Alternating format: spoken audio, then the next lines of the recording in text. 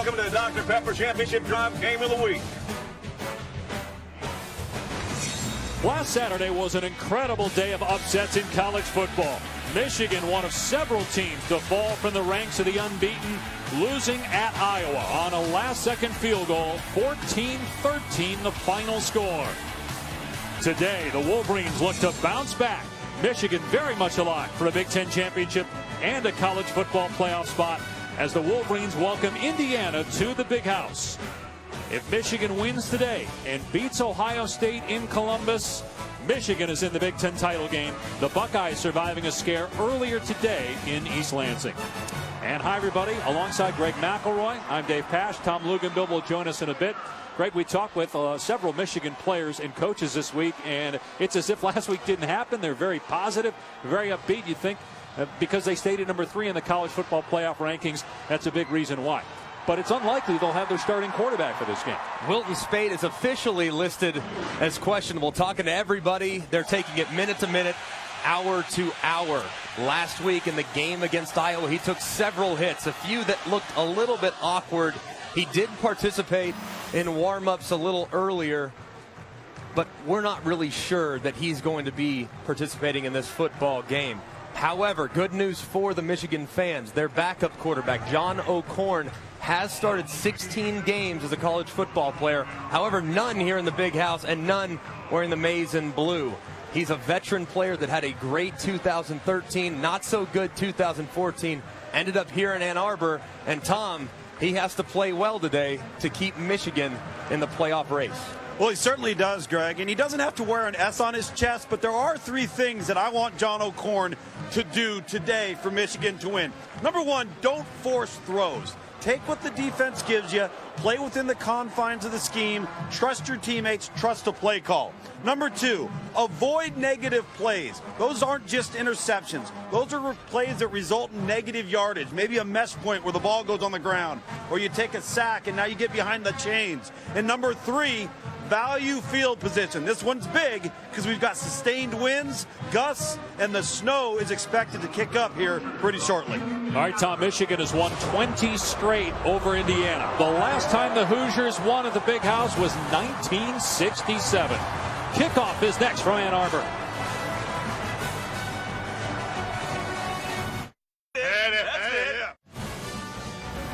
You are watching the Big Ten on ESPN.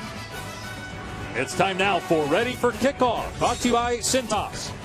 Michigan has to get John O'Korn very comfortable, get him out of the pocket, allow his athleticism to be on display, and they need to win in the trenches, get back to running the ball effectively downhill. For Indiana, they have been plagued by turnovers this year. Lost 5 fumbles a week ago.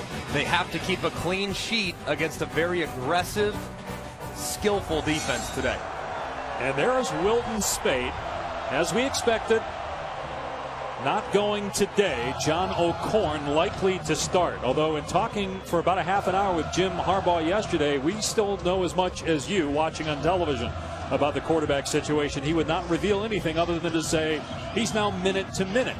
And in watching him warm up, because again the report was a broken collarbone, maybe it's something that Speight could come back from next week and play against Ohio State. He threw the ball effectively in warm-ups. He just didn't move around very much. So it'll be something to watch past today and something to keep an eye on as they obviously head into the game against Ohio State. It has started snowing again. It's been off and on for the last couple of hours. Jabril Peppers is deep for Michigan. It is senior day. They have 43 seniors. Peppers is not one of them, but it's his 3rd year and might be his final game here at the Big House. And the wind gets a hold of the football. It is a touchback. And so Michigan will start in the 25. And here comes John O'Korn. He's from Fort Lauderdale. He is a senior. And as Greg pointed out in the open, he started 16 games at Houston before losing his job to Greg Ward. And he threw 28 touchdown passes, leading all freshmen in FBS back in 2013.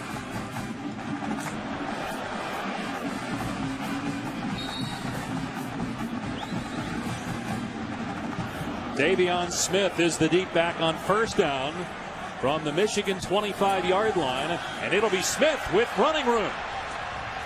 and he gets about 8 yards to the 33-yard line. He's played in 9 games, Greg, this year. There are his numbers. He's thrown 18 passes. He's very accurate with the football. Better athlete than people would probably think. This competition with Wilton Speight came down to the wire. It was a photo finish.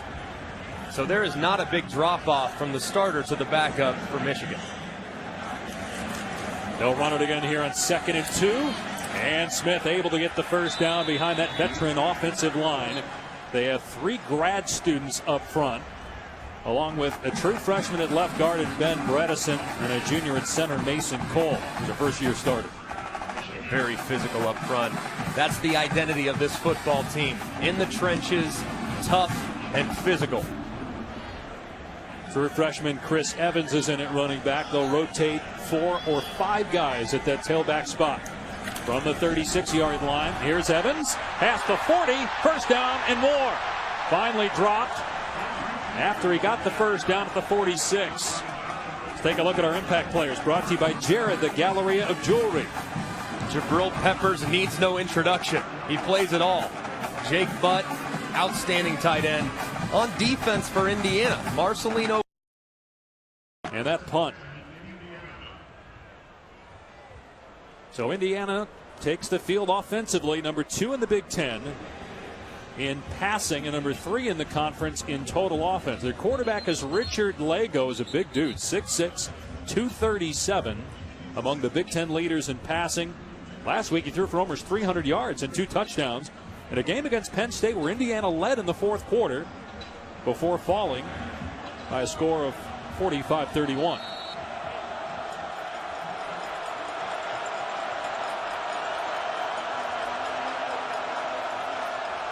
Divine Redding, a 1,000-yard rusher last year, is over 900 yards this year. Gets the call and goes nowhere. Tackled for a loss by Ben Gideon, the Michigan middle linebacker and leading tackler. Richard Lago, first thing that jumps out when you put him on tape is his size. He is enormous. Looks like a defensive end. He has great command of this up-tempo spread attack that they're trying to run in Indiana. Lago going to throw here and finds Nick Westbrook, and he will not get to the first down marker as Channing Stribling and DeMonte Thomas held him up, but it's a gain of 9. 3rd and 1 coming up. Good accurate pass there from Lago, getting him back into a 3rd and manageable 1, but against Michigan, no 3rd down is manageable. They are outstanding when it comes to this critical down and distance. Lago is off the field right now. They have a wildcat set up, and they're going to hand it off to Patrick, a wide receiver. And he got the first down. Cammy on Patrick, picking it up. It was Tyler Natee, a true freshman, 270-pound running back, that took the direct snap. After an 11-yard pickup on 2nd down, they get 2 there on 3rd and 1. 270 for Natee. He might be pushing a little bit more than that. He's a big boy. He's been effective in the Wildcat. This is just a direct snap to Patrick here. And he gets about 2 or 3 yards to the 28-yard line. That's what they do. They love this Wildcat. They try to get it with their backup quarterback, Xander Diamont. Natee has been the guy that has mostly been taking the snaps and now trying to get Cammy Patrick involved a little bit in the quarterback run game. As you said, it's hard to convert on 3rd down. It's hard to even move the ball at 1st and 2nd down against this Michigan defense. Number 1 in scoring defense, number 1 in total defense.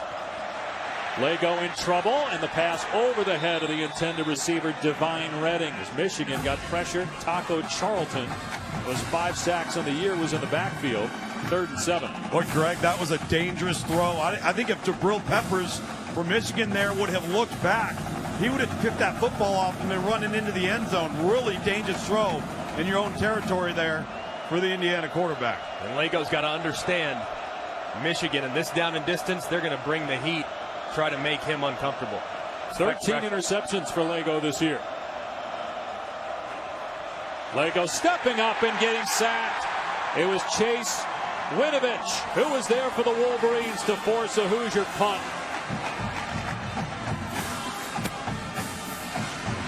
Not much you can do if you're a quarterback here. Just pressure all over the place. Unblocked defenders. Lego is dropped by Winovich, who had a sack last week as well. Does a good job getting after the passer. 34th sack of the season for Michigan. Here's a line drive, and it's scooped up by Peppers on the 40-yard line. Forward progress to the 48-yard line, where Tigre Scales makes the stop. Michigan will have decent field position when we come back. In a moment. No score midway through the first quarter. Michigan on offense for the second time. The Wolverines trying to win 10 games in back-to-back seasons for the first time since 2002-2003. And John O'Korn making his first start as a Wolverine.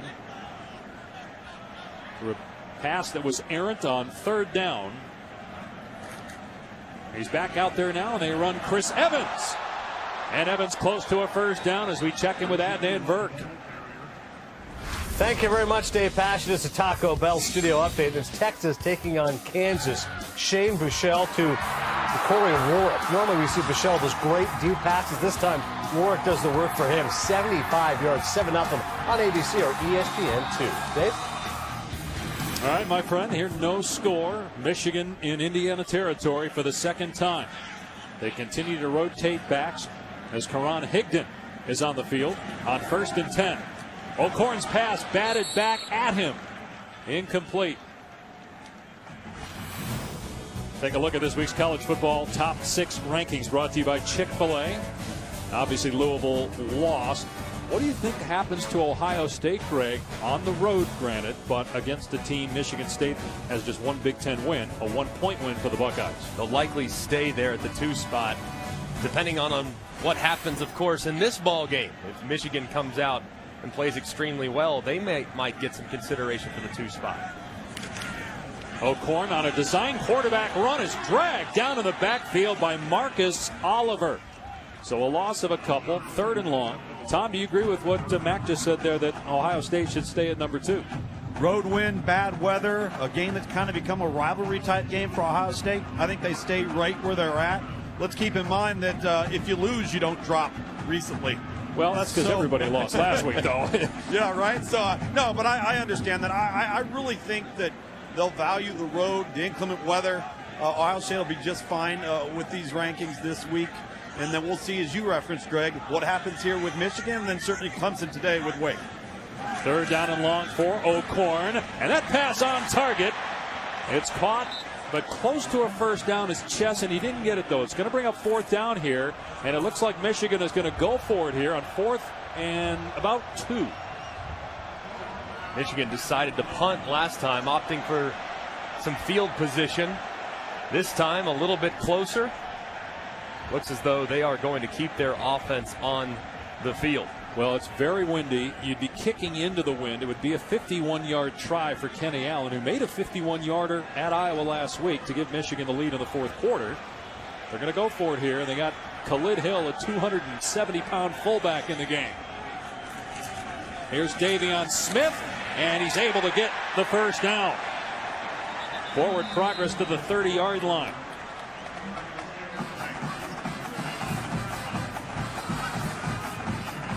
Jim Harbaugh always challenging his team. Predictably unpredictable when it comes to what he puts his team through. He challenged them this week. They've responded well and have looked good so far to this point in the football game. Fresh set of downs after picking up a 4th and 1 from the Indiana 30-yard line. Play action pass for O'Korn. He's in trouble, and he's sacked. Chris Covington, who's made several plays here in the first quarter, gets his first sack of the season. He was up against Khalid Hill, the fullback / tight end. He just got beat right around the edge. Covington with a nice swim move over the top. All ready for him. He's got 2 tackles, 1 sack, and 1 tackle behind the line of scrimmage. Good start for the junior from Chicago. is what Michigan is doing offensively to try to get John O'Korn in the game. Is this the right way to go about it? It is. This is what they do offensively. You don't want to get away from your identity. Not much there as Higdon is drilled at the point of attack by Oliver. Maybe got back to the original line of scrimmage. Going to bring up 3rd and long. And O'Korn has played this year. He's played in 8 games, but a lot of that was a lot of his throws this year were against Maryland and Rutgers, and Michigan was in control. But most of those throws found its target, and more often than not, it was in stride. He's played well in limited action, and as we alluded to earlier, this was not an easy decision for the Michigan coaching staff. O'Korn made it very difficult. He's a capable player. 3rd and long, O'Korn to the air, has time, and gets out of trouble initially, but then sacked at the 38-yard line by Mike Barwick. So a couple of sacks on that possession for Indiana's defense. And look at Tom Allen, the D coordinator in his first year, all jacked up. All kinds of fired up. O'Korn was trying to find Drake Harris over the middle, but you can see he falls as he was breaking off his route. O'Korn has to stop himself and settles for another sack. Mitchell Page is deep again, and again the ball gets hung up, but it takes a Michigan bounce down to about the 4-yard line. So Indiana fired up because of the play of its defense here in the first quarter in Ann Arbor. Still no score.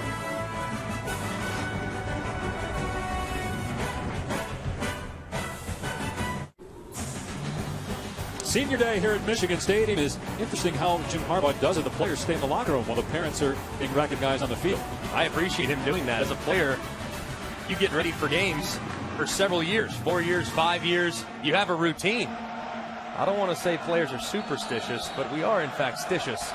So staying in the locker room, sticking to what you do and what you're comfortable with is a good way, I think, to handle senior day. Your dad just texted me, didn't appreciate that comment. Here's Redding on 1st down, finds a running lane as he's past the 10 and out to about the 11 or 12-yard line. Good play on 1st down for Indiana's offense. Boy, Kevin Wilson has done a tremendous job with this Indiana program. If they win either today or next week against Purdue, they'll go to bowl games in back-to-back seasons for the first time in 25 years. Flag down as Redding is close to a 1st down at the 14.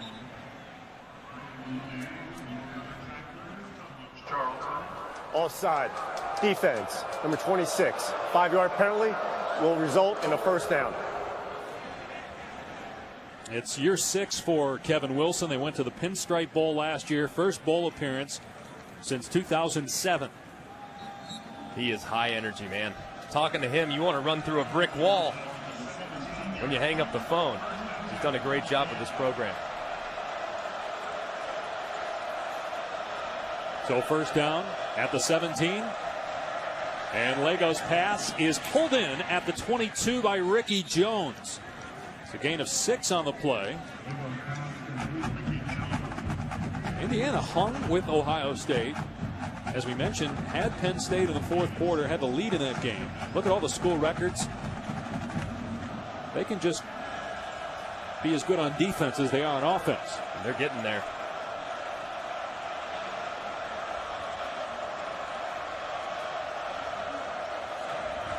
Redding on 2nd and 4. And he gets a yard.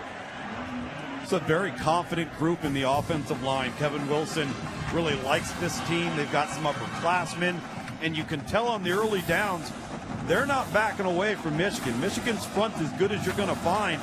This team's lining up, going toe-to-toe on those early downs. Now you're in 3rd and manageable, right where you want to be, even though you're backed up. This Indiana offense has got to flip field position here. And it's all starting on the ground, trying to get the run game established against what sometimes is a brick wall in Michigan's front. Again, Michigan #1 in 3rd down defense in the country.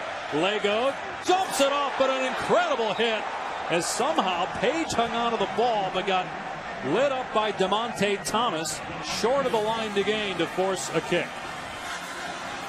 What a great tackle. It's a well-executed, designed play. You get a little time, and Thomas sniffs it out and lays a perfect hit on Page. force the punt.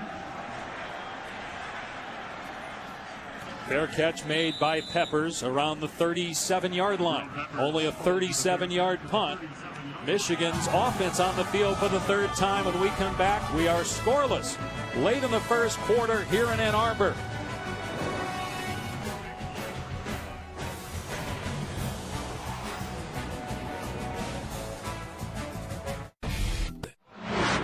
Indiana defensive coordinator Tom Allen is trying to make John O'Korn's life difficult, bringing a number of pressures, forcing him to throw off his back foot, and then closing quickly with the quarterback sweep.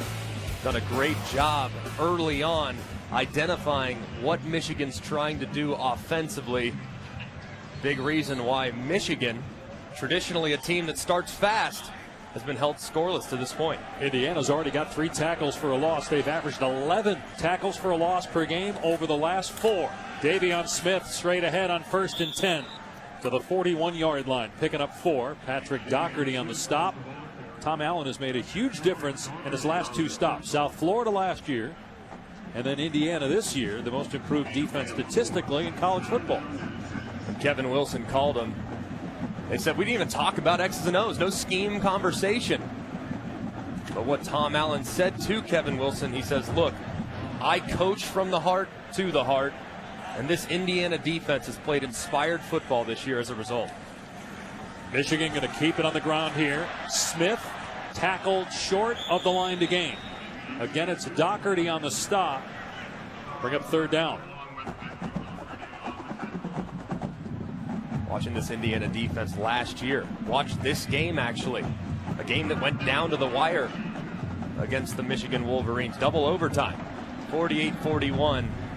Watching the difference this year. How hard they fly around. There's seldom a guy left uncovered.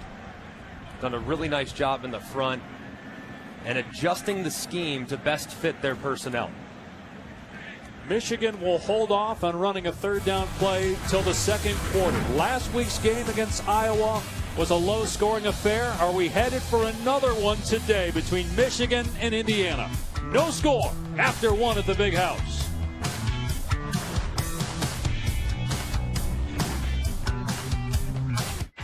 Azteca Stadium. Quite the atmosphere here. Probably not ideal to go shirtless, but certainly not the outfit I would have chosen. Last opportunity to cheer on the Michigan Wolverines here at home on senior day. In trouble, O'Korn, and he gets rid of the pass at the last second, but it's incomplete. Jonathan Crawford got pressure as Indiana is making life miserable for John O'Korn. They've been in the backfield as there was no intentional grounding there, said referee Jerry McGinn. Well, Indiana has not won in Ann Arbor since 1967. The last time they beat Michigan anywhere was in '87. That's also the last time they beat a top 10 team. Indiana was really good back then, by the way, in the late 80s. Anthony Thompson, the running back. And if they could somehow win this game or win next week against Purdue, they will be bowl eligible for the 2nd straight year. 3rd punt for Kenny Allen. He's going to have the wind at his back here on this punt. And it takes another Michigan bounce. The Wolverines were close to keeping it from going into the end zone, and they mark it at the 1. So for the 2nd time in the first half, Indiana will start inside its 5-yard line. A 54-yard punt. Again, it's the ball, not the feet, and you can clearly see Michigan kept it from going into the end zone.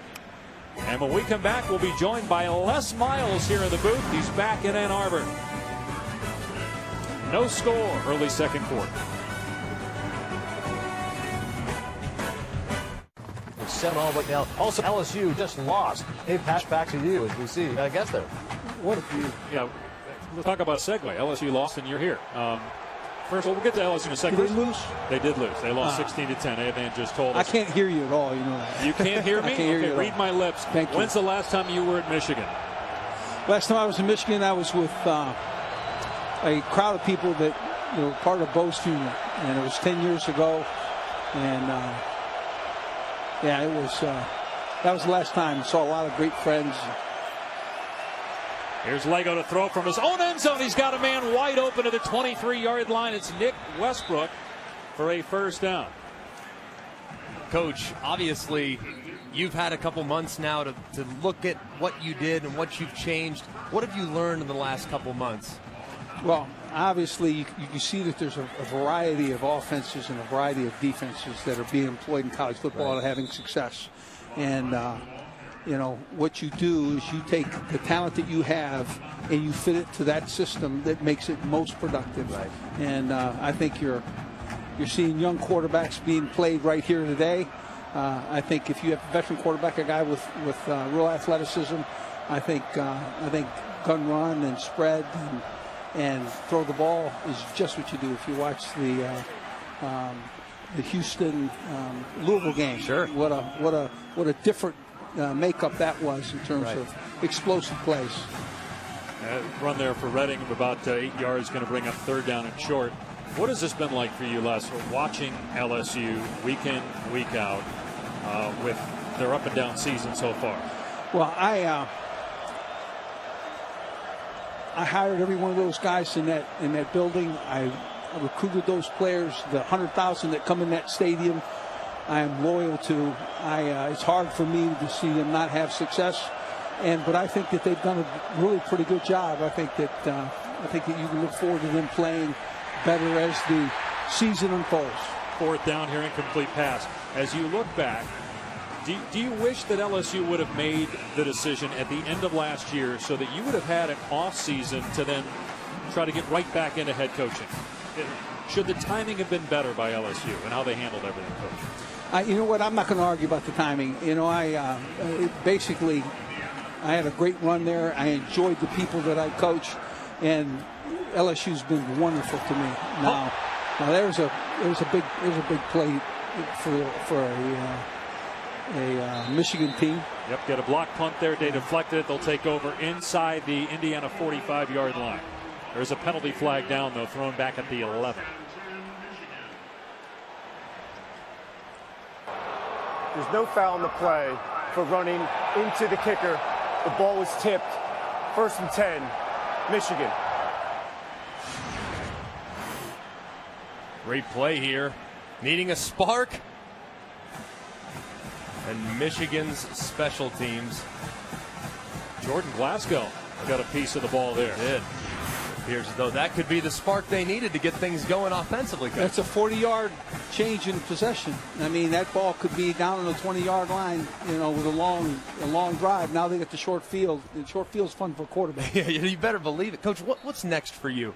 What do you anticipate is the next step? I have a lot of energy, have mountains to climb, want to see the next challenge. I really can't wait. Michigan will hand it off here on 1st and 10, and not much running room that time for Chris Evans. So you say you have a lot of energy. You're looking forward to that next step. Is that next step as a head coach next year? Well, I would have to see if there's a match out there for me in a quality institution. At this point, I can't tell you. So my want is to be a football coach. I enjoy being with young men. I enjoy pointing to the field. I enjoy playing for victory. Can't tell us or won't tell us, huh? Okay. Maybe both. Play fake here. And a catch made at the 40-yard line by Khalid Hill. Third down coming up. Coach, there's been some speculation and conversation about guys you might bring with you when you do get that next opportunity, whether it's next year, the following year, whatever year it may be. What conversations have you had with other coaches around the industry, and when it comes to putting together a staff whenever you do get that next chance?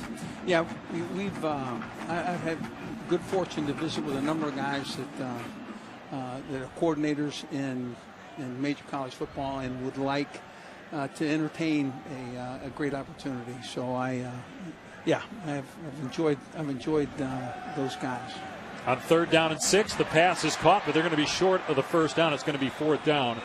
How important do you think it was, and as somebody who played at Michigan and coached at Michigan, for them to go out and hire not just someone of the caliber of Jim Harbaugh, but somebody who knows the environment, who played at Michigan as a Michigan man? It was imperative. It galvanized the group. It takes a guy like Dan Dierdorf. It takes John Jansen, it brings an entire group of loyal Michigan players back, and he's doing a great job. Michigan will go for it again on 4th down and short. They have to get to the 34-yard line. Davion Smith picks up the first down, gets rid of the defender inside the 20-yard line. Finally run out of bounds at the 11. That's a play you recognize, Coach. Why don't you break it down for us here? As you can see, with a little down and around. Yeah, going off left tackle. But the key is, when you leave one for the back and the back can run over him, that's a great job by a great back. On senior day, one of 43 players for Jim Harbaugh, 4th and 5th-year seniors on senior day. The next game, obviously, in Columbus for Michigan next week on ABC. First down at the 11-yard line for the Wolverines. And they keep it on the ground. Ty Isaac wrapped up after a short gain by Greg Gooch. 2nd down. Been pretty impressed, Coach, with Tom Allen, the defensive coordinator for Indiana. He was at Ole Miss for a couple years as a linebacker coach. What have you seen from his defense today that gives you optimism for Indiana moving forward defensively? Well, you see a variety of calls. You see they come from the boundary, come from the field, they bring it inside, and they're getting a great, come off with their front four. Isaac again, no running room. He'll lose a yard. Nate Hoff made the tackle. So 3rd and long, Coach. You're inside the 10. What's going through the mind of Jim Harbaugh here? What are some of the options you'd be thinking about? He's going to really think about what his quarterback is capable of doing, period. And he's looking at, he has a menu of plays that he's comfortable with, but where's his football team and where's that coach?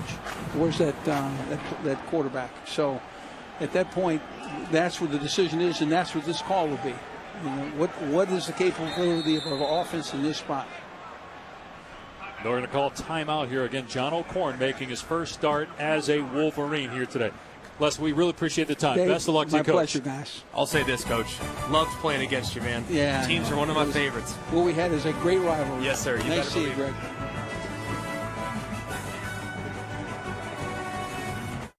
To the Big House, former Heisman Trophy winner, and obviously game day host who is in Kalamazoo today. Desmond Howard, Dick Enberg, who started his career at Indiana doing radio play-by-play for football, so went to grad school in Bloomington. Undergrad at Central Michigan. There's Dan Deerdorf, the radio analyst for Michigan. Terrific television announcer for many years and outstanding offensive lineman. Meanwhile, Michigan 0 for 5 on 3rd down. And it's 3rd and 9 at the Indiana 10. John O'Korn, in his first start at Michigan, has struggled. Indiana going to call timeout here. They wanted to see how Michigan would line up.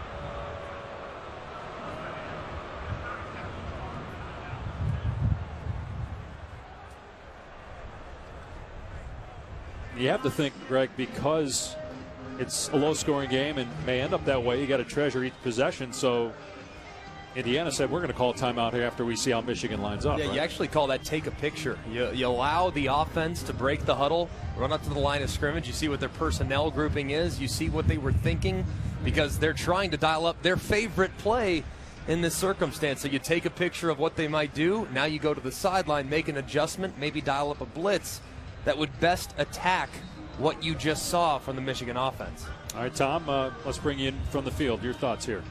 Watching, and as you guys were talking with Coach Miles there, Indiana has really gotten after Michigan's offensive line. I know that John O'Korn hasn't gotten off to the start that he'd like.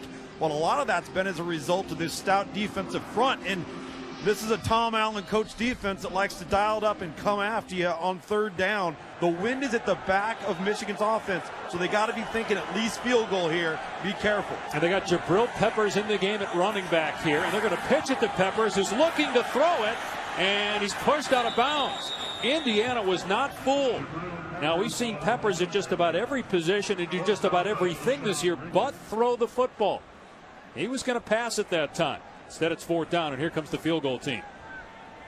Very creative play call and a great job defensively by Indiana. Did not take the bait. Played man coverage and stuck with their wide receiver. Well executed. You also have to wonder, Greg, does that call right there show a lack of confidence in O'Korn by Harbaugh? Here's the field goal try, and it's good for Kenny Allen from 28 yards. Jim Harbaugh tried to dial up a tricky one. Didn't love it. Still getting 3.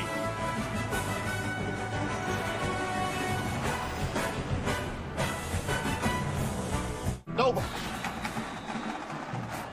Michigan, so far this year in the second quarter, has really widened the gap on their opponents. And that's really a testament to their coaching staff. In the first quarter, they have a huge advantage. But this 162-18 is remarkable. It tells me that they're getting the opponent's best shot in the first quarter. They're adjusting. And then they are absolutely dominating the second quarter of play already, having scored 3 here today against Indiana. And again, if Michigan wins today and beats Ohio State next week, the Wolverines will be in the Big Ten championship game. Their last Big Ten championship was 2004. The last national championship was 1997. Wolverines number 3 in the college football playoff rankings. They lead 3-0. And this kickoff gets help from the wind and almost goes into the stands as we look at the last drive recap, our Valero drive recap. The blocked punt by Glasgow. Punt went forward about 12 yards, and then Michigan got 3rd and long after a couple of big run plays. This one by Davion Smith, which took it down to about the 10-yard line, but they couldn't get it in the end zone. Tried to run a trick play on 3rd and long with Peppers throwing the ball. And they get a short field goal to take a 3-0 lead. Just haven't been consistent on 1st and 2nd down. So far, Michigan offensively have yet to convert a 3rd down. That's in large part due to the fact that they're averaging 7 yards to gain every single time on 3rd down. Yeah, they're 0 for 6.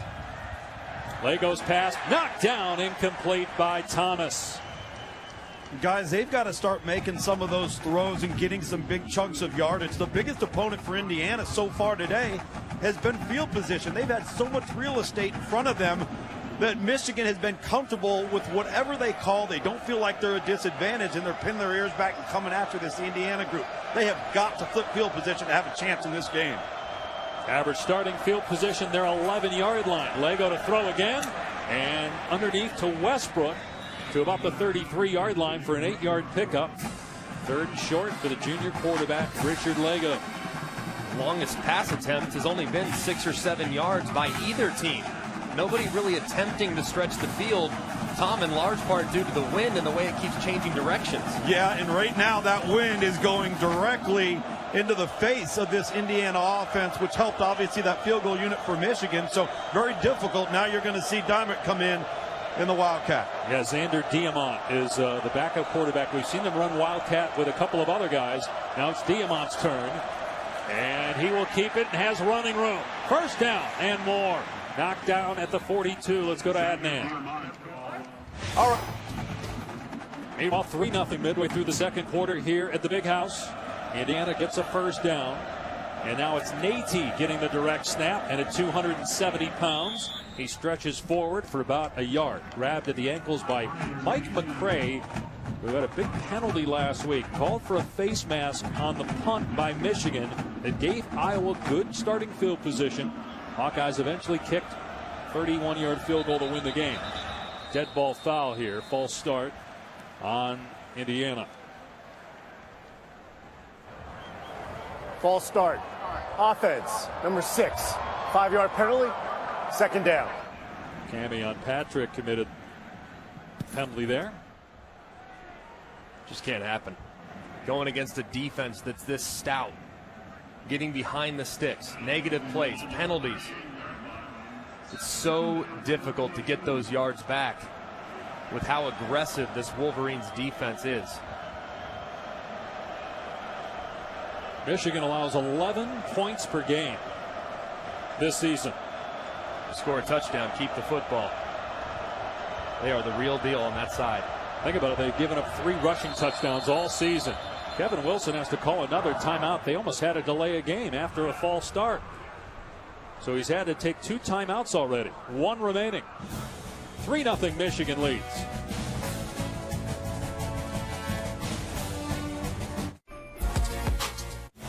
Michigan leads Indiana 3-0 midway through the second quarter as we continue Dr. Pepper's Championship Drive Game of the Week. Time for today's Aflac Trivia question.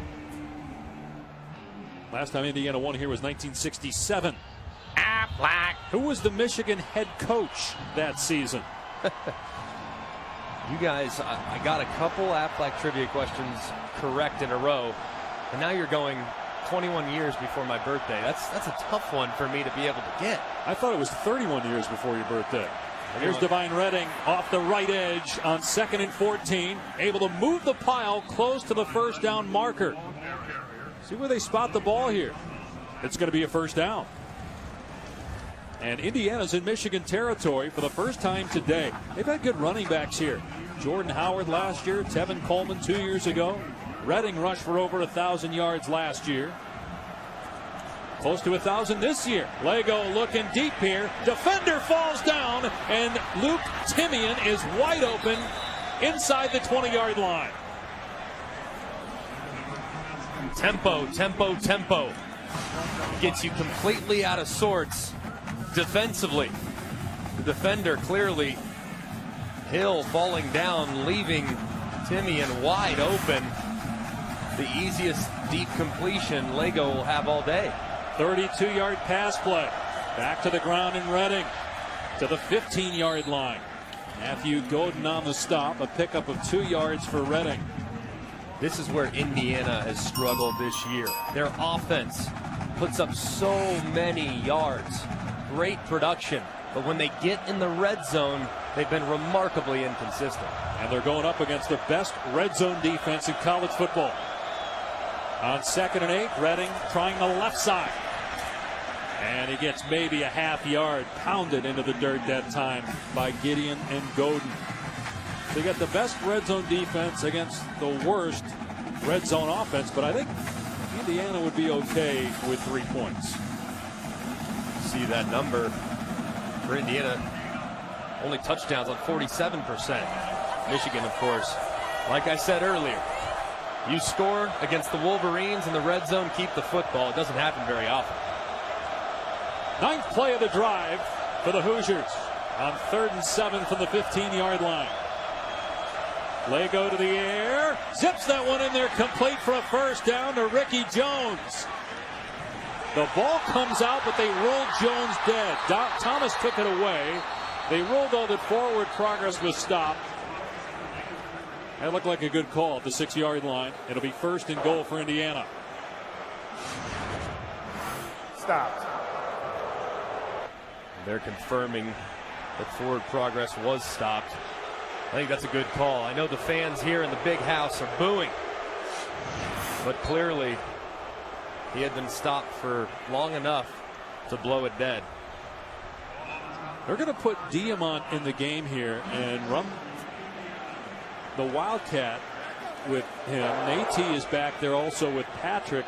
We've seen this several times. Several different players getting a direct snap. Diamant's actually the backup quarterback. Started a bunch of games a couple of years ago. They hand it off here. Patrick down to the 2. It was snapped to Nate that time. They showed us everything here. They had the quarterback back there, but they snapped it to the running back. It's such a difficult offense to set up for. You don't know who's going to get it. You have a backup quarterback in Diamant that can throw the ball effectively. He can even catch it too. Here's Patrick into the end zone for the touchdown. Cammy on Patrick, who had 3 catches all season until last week when he had 3 catches against Penn State. Gets a rushing touchdown here to give the Hoosiers the lead on the road. You saw Diamant, the quarterback, run out way wide to the right. 11-play, 75-yard drive. So we set up how bad Indiana had been in the red zone offensively, how good Michigan had been defensively in the red zone, but it's the Hoosiers who get a touchdown and take the lead. Just great execution by the right side of the offensive line. Patrick obviously in untouched, which is so rare to see against this Michigan defense. Greg, Indiana's never defeated an AP top 5 team on the road. 0-36. And just to finish up on your point there, how rare that is, what we just saw. It's only the second rushing touchdown in the red zone allowed all year by Michigan's defense, and only the 4th rushing touchdown overall in 11 games that Michigan's defense has surrendered. Awfully quiet, guys, on that Michigan sideline right now. And over here with Indiana, Kevin Wilson, he knew he had Michigan on their heels. And Greg, you touched on it with that offensive set. Remember, you based your defensive sets in your personnel based on the personnel groupings and the formations and all those things that the offense does. Well, when you look like you're in the shotgun and you've got a quarterback on the field, now all of a sudden you're in the direct snap. What personnel grouping do you call that? How do you prepare for that? You have a fullback that's capable of giving the ball, keeping the ball, and maybe even pitching the ball. Those are a lot of different things to have to handle and prepare for. And Kevin Wilson knew that once he had that set on the field and they added some tempo to it, they had Michigan thinking instead of playing. Kamion Patrick, the man that scored the touchdown a second ago, tore his ACL in the spring. Wasn't sure he'd be available. It's been a big boost getting him back for this offense. That's a free ball. It's scooped up by Lewis, and he gets to about the 25-yard line. John O'Korn has struggled today. Now, it hasn't been all his fault. There's a deflected pass at the line of scrimmage. Here he's trying to run, and he gets brought down. And sacked a couple of times as well. You can't play quarterback by yourself. Now, he hasn't been remarkably accurate, but he hasn't had a chance to get into much of a rhythm. His offensive line has not played well up front when it comes to the pass protection, and even his running backs have given up some free rushers as well. Play fake here for O'Korn. Another design quarterback run, and he is leveled. Richard Fant with a big hit. And if you're Jim Harbaugh, he told us yesterday he's going to run his offense. He has confidence in John O'Korn. And because he's got such a veteran group, you get it. Because there's so many seniors around O'Korn. But this is the worst looking Michigan offense we've seen this year. I think even worse than last week against Iowa. It was a struggle last week against the Hawkeyes, but they've looked worse today. They've really struggled on first and second down. And with the wind and the environment, Indiana's allowed to play aggressively on defense. O'Korn's pass caught at the 35-yard line by Grant Perry, at the 30-yard line rather. So gain of 6, third down coming up here for Michigan. When you know it's windy, it all but eliminates any downfield threat throwing the football. This wind is not only blowing heavily, but it's changing directions. So defensive backs are able to tee off and sit on anything underneath and make it tough for quarterbacks. Michigan 0 for 6 on third down. O'Korn to the air here. Looks downfield, and it is nearly intercepted. Darboh, the intended receiver. Tony Fields was there for Indiana, and the Wolverines are going to punt the ball. Dangerous throw by O'Korn right there. He had him for a minute, Darboh. Had to get it up and over a defender that was underneath. It's well defended by Indiana. They have dialed up pressures and coverages that have made it tough on this Michigan offense so far today. Allen drills another punt. He's been the best player on the field offensively for Michigan. And here's Page trying to find running room. And he gets clobbered to the 25. Here's Adnan. All right, Dave, thank you very much. Coming up on the Lexus halftime report, Ohio State barely survives against Michigan State as Mark D'Antonio with some questionable coaching that will be discussed. Also, LSU, a fantastic finish there between them and Florida, and we'll also break down Texas in a dogfight. Danny Cannell, Joey Galloway coming up, Dave. All right, Greg, how questionable was it, though, what Mark D'Antonio did there going for 2 late? I didn't have a problem with it. 4 minutes left in the game.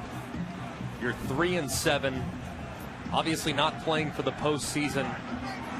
You score a touchdown, you have all the momentum. You try to win it in regulation. I had no issue whatsoever with attempting the 2-point conversion. I liked it because if you don't get it, you still got a chance to get the ball back as Redding is dropped for a loss by Taco Charlton.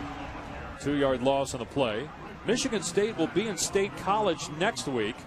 Penn State plays Rutgers tonight. Right now, Ohio State 7-1 in the East. Michigan and Penn State 6-1. Remember, if Michigan and Penn State finish tied, Michigan goes. If Ohio State and Penn State are tied, Penn State goes. Movement up front. Matthew Godin was offside for Michigan. Offside. Defense, number 99, with contact. 5-yard penalty, second down. And if there's a three-way tie, the records of the three teams are compared against each other. If there's two teams, obviously it's a head-to-head. Ohio State needs to beat Michigan and then hope that Penn State loses to either Rutgers, which probably isn't happening, or to Michigan State next week. How about the Big Ten, top to bottom? Obviously, the committee really respects what this league has done. It's no doubt about it. This year in college football, it's the strongest, deepest league. On 2nd and 7, Reading to the 31. If you're the college football playoff committee, and you got 4 teams in the top 8, late penalty flag thrown here. 4 Big Ten teams in the top 8. You think right now the way things are trending that if Ohio State doesn't go to the Big Ten championship game, but that they beat Michigan, that they're going to get in, and that the Big Ten After the play, championship game? Unsportsmanlike conduct. Defense, number 33, 15-yard penalty. That's number 33's first unsportsmanlike of the game. It's a big penalty on Taco Charlton. Indiana with minute 37 and 1 timeout left. Ball will be at the 45. I think the Big Ten champ is going to get a spot then with Ohio State. I know we're living in the speculative here, but your thoughts on that? I think it depends on what happens with Washington. If Washington is sitting there 12-1, winners of the Pac-12, they have a real chance, I think, to control their own destiny because they still have a lot of meat on the bone. With a game against Washington State and then a win possibly in the Pac-12 championship, I don't see how they can keep the Huskies out. Then it becomes very interesting because if Ohio State were to beat Michigan and they don't go to the Big Ten championship and Penn State wins the Big Ten championship, does Ohio State stay at home because of the head-to-head? Reading dropped for a loss. Mike McCray in the backfield. And let's see how Indiana handles this here. It's a situation where you have the timeout, you've got the lead. Do you push the envelope here, or do you just take your time and hope you get the halftime still with the lead? 2nd and 15.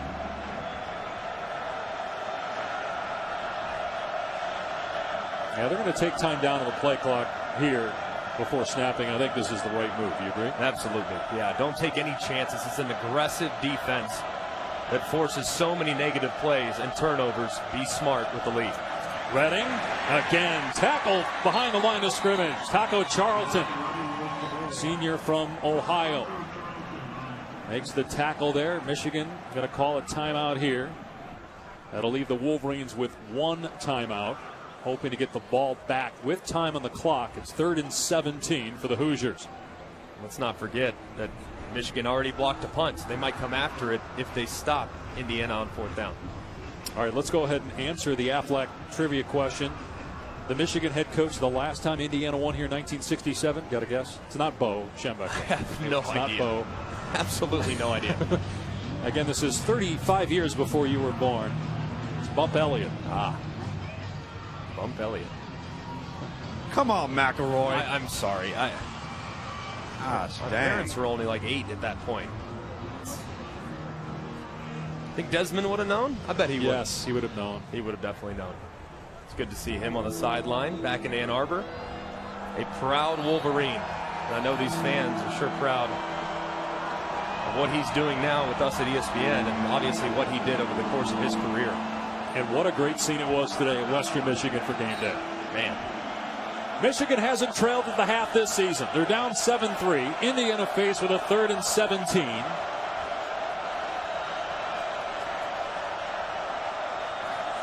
And the Hoosiers will run the ball here. Reading trying to stay in bounds. And he does. Does Michigan call a timeout here? Yes. Yep. 22 seconds left. They'll use their last timeout, force Indiana to snap it one more time and punt the football here.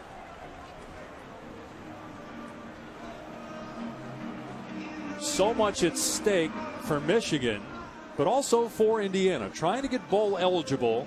The last time they were in bowl games in consecutive years was 1990-91. And I know we talked a lot about Michigan and what's gone wrong offensively last week against Iowa and in this game, but we also said at the open, this is a dangerous Indiana team. Played well against Ohio State and had the lead in the fourth quarter last week against Penn State. And how about last year?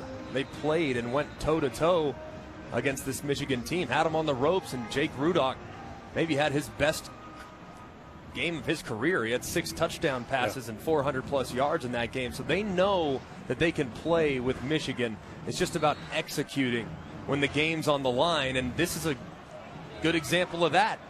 Michigan has already blocked one today. They blocked one for a touchdown against Colorado that completely changed the game earlier in the year. They're going to come after it. Peppers will scoop it up on the 17-yard line. An excellent job by the Hoosiers on special teams. Marcus Oliver down there to make the play for Indiana. So Michigan out of timeouts, 14 seconds left. The Wolverines have been held to 40 yards total offense in the second quarter. John O'Korn is 5 of 9 passing. We've seen him run the ball a few times on design quarterback runs. Had their moments running the football. Imagine they'll go to halftime. They'll say, well, look, we weathered the storm. Got to get some balance back into what we're doing.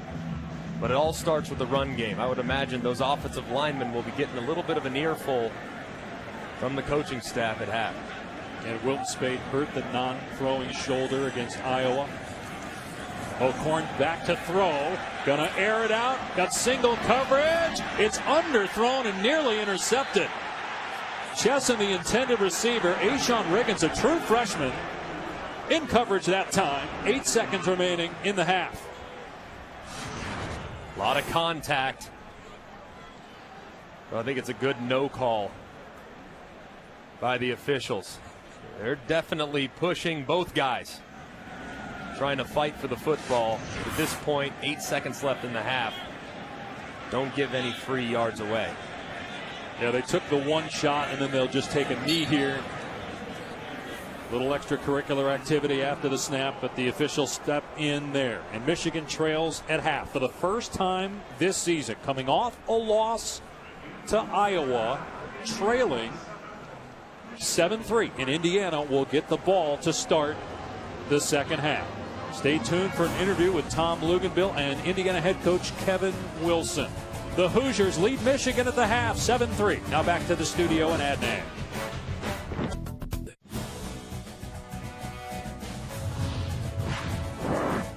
Welcome back.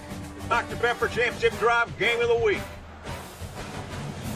7-3 Indiana over Michigan. You're watching the Big Ten on ESPN. Back with Greg McElroy. I'm Dave Pasch. Tom Luginbill will rejoin us in a bit. Well, last week, Greg, against Iowa, Michigan had just over 200 yards of total offense and 13 points. In the first half, just over 100 yards and 3 points. So if you're the Wolverines, what went wrong, and is it fixable with a backup quarterback? It is, but they can't continue to have so many negative plays. John O'Korn has not had much of a chance to get into a rhythm. You can see on the run play, tackle behind the line of scrimmage. Nobody open, have to escape forward. Khalid Hill gets beat. Once again, nobody open, having to try to escape. Tackle for a loss, sacks. You see big plays, and then you see Michigan lose yardage on the next play. So last week against Iowa, inconsistent at the line of scrimmage and throwing the football. It's carried over against a defense that is feeling very confident in their plan and scheme. Indiana last week held Penn State to 77 yards rushing, held Michigan to 64 yards in the first half. And again, the Wolverines control their own destiny to the Big Ten championship game. Win this week, win in Columbus against Ohio State, and they'll be in the Big Ten title game. And of course, hoping for a national championship as well. This will be a touchback. Let's check in with Tom Luginbill. Well, it's very clear, guys, that Coach Jim Harbaugh knows exactly what they've got to do offensively. Receivers have got to get open. Manage the early downs so the quarterback's not behind the chains on third downs. Defensively, there seemed to be more of a concern. Defensively, he does not want that ball getting out on the perimeter. That is critical. He wants that run to stay inside, stop the run, force them to throw, because they don't believe they'll give up big plays against this Indiana offense, which are able to limit certainly in the first half. Tom, Indiana had 141 yards of offense. Now, they were backed up a lot. Michigan dominated field position. Yet it's the Hoosiers who lead and start on offense. And Divine Redding trying to get outside but can't. Ryan Glasgow made a great play at the point of attack. It's another negative play on first down for Indiana. Indiana found some success running to the right side of the field behind their All-American right tackle. Clearly, Michigan made that a point of emphasis starting out in the second half. Off play action, Lego taking a shot, and it is almost intercepted. Ricky Jones knocked it away from Jordan Lewis, the all Big Ten corner. Hard to throw at him and have success. Perfect coverage. Arm extended. That is outstanding technique from the defender. See a little tug, but that will not be called because the official can't see it because it's below his eye line. Well covered by the outstanding corner, Lewis. This is the loudest this stadium has been all day long, guys.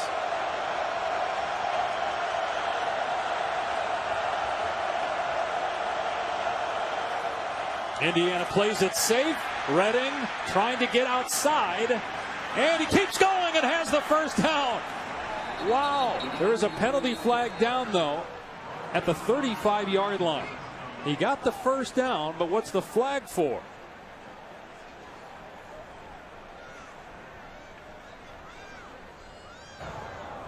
Holding. Offense. Number 87. 10-yard penalty from the spot of the foul.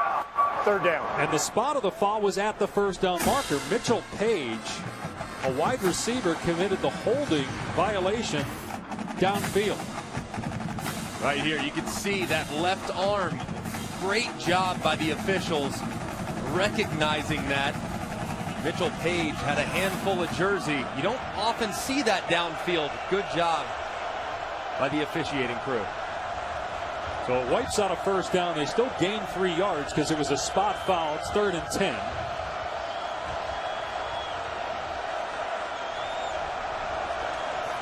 Lego off play action, taking another shot, underthrown again, and incomplete. Tried to hit Westbrook. He's throwing into the wind there. Scribbling in coverage. It's the first 3 and out for Indiana in the ball game. He just can't control the ball, Greg. I mean, can't get it off his hand, and once he does, no matter how much power he's got behind it, that ball just hangs in the air. And it's changing directions, which makes it very difficult on a quarterback. One series it's going one way, the next it's going a different. Tough to get a bead on the direction. Peppers races forward and fields it on the run. Breaks a tackle. And Peppers to the 41 of Indiana. Michigan blocked a punt in the first half, but they set up the return there. It was a low liner that Peppers wisely came forward to play and return it to the 41 of Indiana. O'Korn's numbers in the first half, just 5 of 10 passing. He's got to be better, but this is about the offensive line. Those guys were challenged in the locker room at halftime. They got to be consistent in pass protection and establish the line of scrimmage. Davion Smith, 6 carries, 47 yards. He's the tailback here. It'll be Smith on first down. To the 38-yard line, picking up 3. Rashard Fant on the stop for the Hoosier. An attitude play to start the second half. Just a little power with a lead. When you think Michigan football, you think power. You think toughness. Trying to get it established here in the first opportunity in the second half. See if they keep it on the ground here on 2nd and 7. They will with Smith. Finds a seam. First down and more. Gain of 14 yards inside the 25-yard line. Down, down, and around. Power football. Bread and butter of what Jim Harbaugh has always done offensively. Doesn't matter where he's at. Whether it's San Diego or Stanford, San Francisco 49ers, that's his favorite play. They get a big one there. From the 25, they'll pitch it here to Chris Evans. Evans able to get the corner and make it to the 20-yard line. Tracked down by Oliver and Scales. Well, you're right about Jim Harbaugh. I mean, he's done it his way all along, and we just don't see that many teams that still huddle and run the football the way Michigan runs the ball, the way he did it at Stanford, the way he did it at San Diego. It's an attitude, and every one of those offensive linemen understands that the onus has been put on them. They must push and reestablish the line of scrimmage. That's why they had 4-hour practices in the spring to practice plays like that. Davion Smith. He'll come up a yard short of the first down. Crawford on the tackle. So all run plays for Michigan so far in the third quarter. And you got the run pass option here, 3rd and short. You would imagine Michigan would keep it on the ground. They've run the ball a couple of times, so they've been in 4th and short. They bring an extra tight end in here. Can't imagine they put it in the air here. You're winning up front. Continue to lean on the big guys. And you got Hill at 265 pounds in the game at fullback. It'll be Smith running behind Hill. And Smith with the second effort. It'll be close to the 15-yard line. Indiana did an excellent job at the point of attack there. Nate Hoff for IU was in there, but they are going to say that he did get the line to gain at the 15-yard line. First down. Great effort by Smith right there. Would not be denied. Knew how far he had to get and kept those legs churning all the way to the end. And that's the first third down conversion today for Michigan. Karan Higdon now is the back. They'll pitch it to Higdon. And he's in trouble. Down he goes back at the 19. Patrick Doherty got penetration for the Hoosiers. A loss of close to 5 on the play. Rashard Fant did a great job from the corner position, bringing heat off the edge and forcing the running back to stop his momentum. This has been the story for Michigan all along. They get a first down and then they make a mistake. And now you're looking at 2nd and 15 when the yards are critical here in the red zone. Will O'Korn throw it for the first time here in the third. 10 passes in the first half. He'll go to the air here. Flushed out of the pocket. Rolling around. Has a man open, but he short-armed it. It one hops to J.U. Chesson, who had no white jersey anywhere near him. That was a tough throw with him backing up and Sykes in the backfield. It's third down. Just couldn't get enough strength on the football. Rolling around, trying to avoid a hit. Harbaugh not happy. O'Korn's got to keep his poise there when he's under duress. Try to get his feet set as quick as possible and attempt to deliver it accurately. 3rd and 15 now. And they're going to run the ball with Evans. And he's tackled at the 15-yard line. Does that tell you right now that Jim Harbaugh does not trust John O'Korn? It does. He doesn't trust him to make a good decision with the football. The play before, he escaped the pocket a little bit early. There was pressure, no doubt about it. But clearly O'Korn is not comfortable right now. He hasn't started the game since 2014. Clearly there's some rust when it comes to the way he's playing. Well, the snap was a little high, but Morris did a good job to get it down. And Allen puts it through, but Indiana still leads 7-6. ESPN. Our AT&T Inside Access. There are many sides of Jim Harbaugh. This is him holding a club at the World Series. He was also a first base coach for the Tigers at a spring training game. Then you had the rap video, Who's Got It Better Than Us? Plus in January, he slept at a recruit's house. And then in October, he worked the chains at a high school game. Today it's been a little different, just frustration and fury out of Jim Harbaugh and his struggling offense. Just 6 points against Indiana today. He does it his way. You might not agree with it, you might not like it, but you have to respect that he's one of the best in the business. Team is struggling today, though. A lot of mistakes. Poor execution at the line of scrimmage. Poor execution by the quarterback position. Just haven't had much rhythm offensively. And Indiana deserves a ton of credit for the way they're playing on the defensive side of the football. Indiana's been close before this year. Can they come through and beat a ranked team on the road? Touchback, it'll come out to the 25. Tom, jump in here. You know, fellas, just watching Jim Harbaugh on the sideline right here, you can see in his body language he is frustrated. And you go back to that last drive with the quarterback position, only one attempted pass. Took almost 6 minutes off the clock.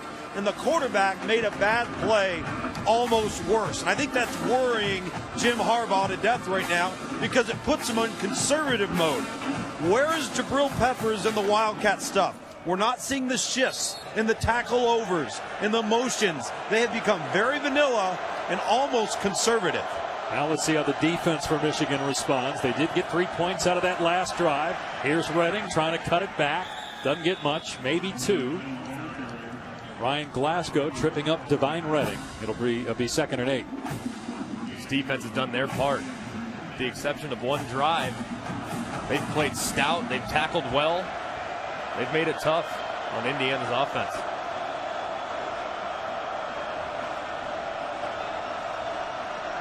Lego just 7 of 12 passing for 90 yards. They'll run it. Redding and Taco Charlton coming down the line makes the play. Minimal gain. 3rd and long now for the Hoosiers. Michigan, in this situation, loves to bring some pressure, loves to blitz. If I'm Indiana and I'm the offensive coordinator, I'm thinking screen or I got to get the ball out of Richard Lego's hands quick.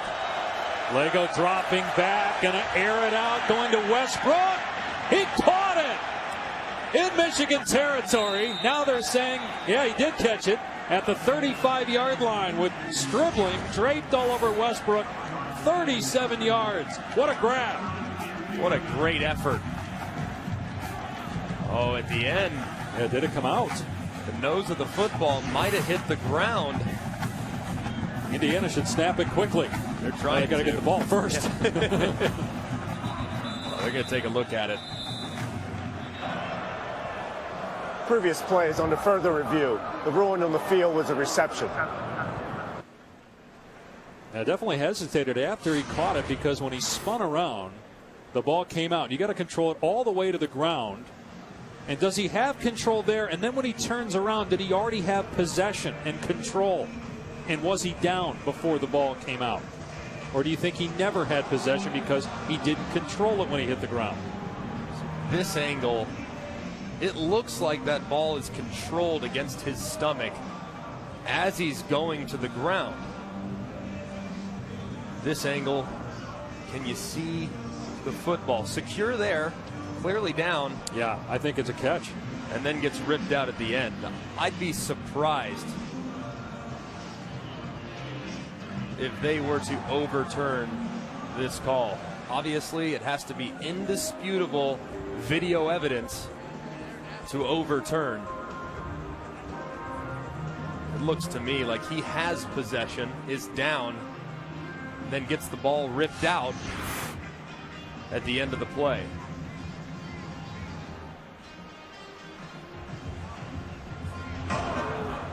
At the further review, the ruling on the field is confirmed.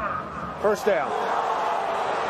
So, yep, had control, and then as he turned over, the ball got stripped. But he had possession.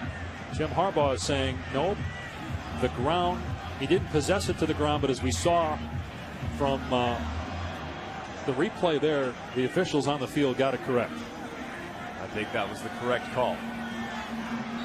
Much to the dismay of 100,000 plus here in Ann Arbor, but definitely the correct decision. And that's a huge play. Huge. Indiana's offense was off the field if that's knocked away, and Michigan with some momentum is back out there. Instead, they're at the 35 of Michigan.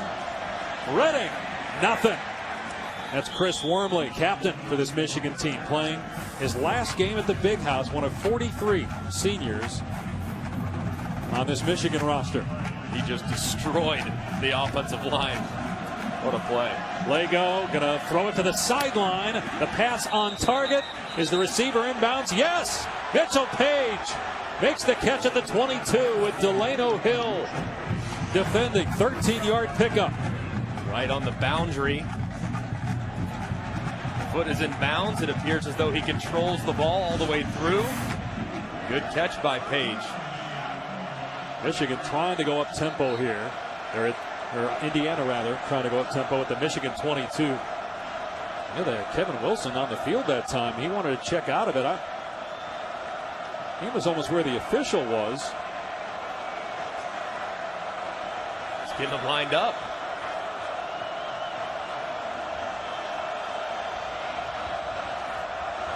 Out of the pistol. And the ball's on the ground. It's picked up by Lego. And then it's incomplete. I think that was a mistake there, guys, for Indiana to slow down the tempo. If you remember, the only other drive they scored points today was when they got a big pass play like they just did, and then they got tempo and they went right down and they scored a touchdown. They had Michigan on their heels there. Slowing that down did not help Indiana.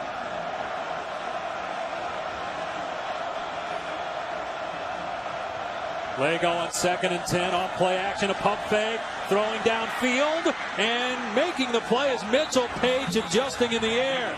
It's 1st and goal for the Hoosiers. Mitchell Page is fired up. Went with a little fake screen, tried to run Page up the boundary. He had his man beat. Underthrown, good adjustment by the wide receiver. In this part of the field, they don't get in. You might see some Wildcat. Redding makes it to the 5-yard line, picking up a couple. Then Gideon on the tackle. It'll be 2nd and goal. And when we've seen them down here before, they've gone Wildcat. They brought in Xander Diamont, the backup quarterback. They put him, Patrick, Tyler Natey in the backfield. Here they're going with their traditional set. And Lego at Q on 2nd and goal in the 9th play of the drive.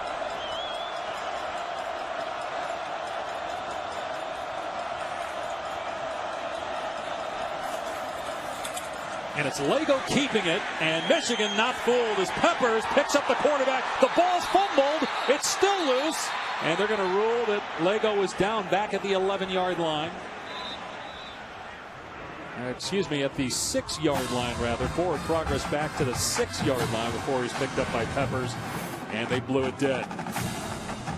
Lego, as he's on his way to the ground, appears as though his left knee does hit before the ball is jarred loose. I understand, if you're going to do a zone read, why not do so with your Wildcat personnel as opposed to a less agile Lego in the red zone? And now it's 3rd down and goal. They're going to hand it off, and Redding is stacked up for no gain.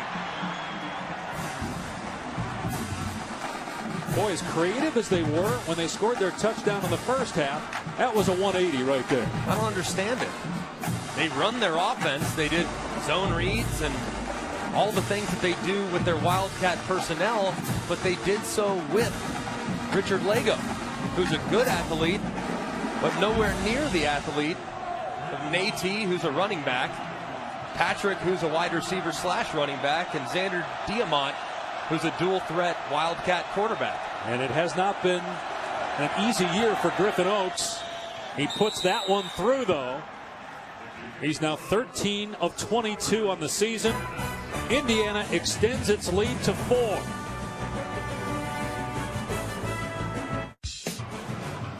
The day started for game day at Kalamazoo in Western Michigan, and then on ESPN, Ohio State hangs on to beat Michigan State 17-16 here in Ann Arbor. The Wolverines trailing Indiana. And tonight on ABC, ranked Big 12 teams do battle. Oklahoma 7-0 in the Big 12. Meanwhile, the Mountaineers have not lost at home this season, 5-0. A missed opportunity, though, for Indiana. 1st and goal on the 6. They have to settle for 3 points. Here's Peppers on the return for Michigan. Slam to the turf at the 34. Indiana's last win over Michigan, Bill Mallory was the coach. The Hoosiers were pretty good. They were ranked higher than the Wolverines. They blocked a punt in 1987, October 24th, and won the game 14-10. Michigan has won 20 straight since, and they've won 18 in a row in Ann Arbor against the Hoosiers. The last loss for Michigan at home against Indiana was 1967. Indiana trying to get bowl eligible as well as knock off a top 10 team, and they have never beaten a top 5 team on the road. 0-36 all time. O'Korn has his pass knocked away as Jake Butt couldn't pull it in. Crawford came over at the last second. It's been a quiet day for Butt, but obviously when the quarterback's struggling, he's not going to have numbers either. Yeah, that was the first opportunity he's had to bail out his quarterback. He's got to come up with that. Obviously sliding to the ground, very difficult catch, but Jake Butt's one of the best in the business. He's got to come up with that for O'Korn, who's trying to find some confidence. Yeah, looking at the replay there, you're right. Crawford did not touch it. It was just a drop. Michigan tries to run the ball here as Isaac is stood up at the 36 after a gain of 2. This will put Michigan in 3rd and 8. Tom Allen, the first-year defensive coordinator for Indiana. And if you're Michigan now, how do you handle this? I don't know if you've lost confidence in O'Korn or what, but do you sling it here on 3rd and long? One of their best plays of the day was the first pass attempt, and that was a screen. I think they need to get the screen game involved because their offensive line has had a tough time blocking this Indiana defense consistently. Only one 3rd down conversion today for Michigan. This is 3rd and 8. Play action pass. O'Korn in trouble. Steps up.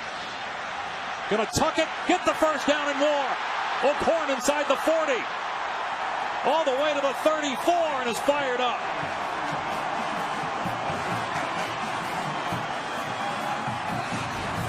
It's a 30-yard run. It's a great play.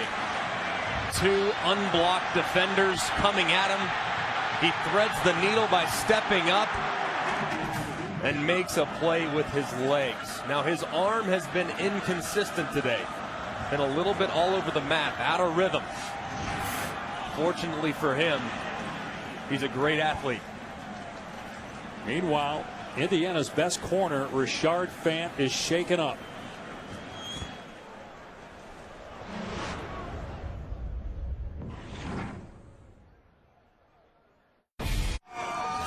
Tonight on ESPN after USC and UCLA at SportsCenter at night with Bucci and Anderson.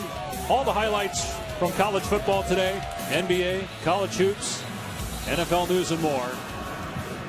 Back here in Ann Arbor, Dave Pasch, Greg McElroy, and Tom Luganbill. Indiana leads Michigan late 3rd quarter 10-6 as we continue Dr. Pepper's championship drive game of the week. John O'Korn with a 30-yard scramble. We'll see if that fires up the Wolverines.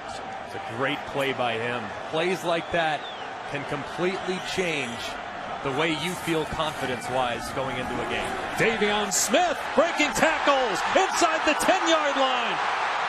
Smith dives. He's in. Touchdown, Michigan.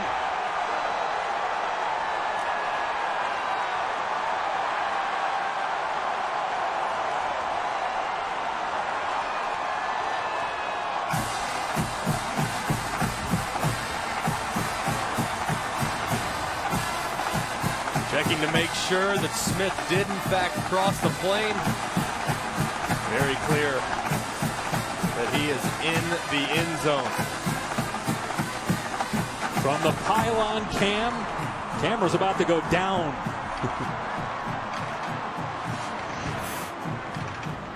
The Wolverines retake the lead. The point after makes it 13-10. This Michigan team needed a spark offensively. Hadn't had much to be fired up about. This was the spark. Great run by Davion Smith. Weaving through defenders.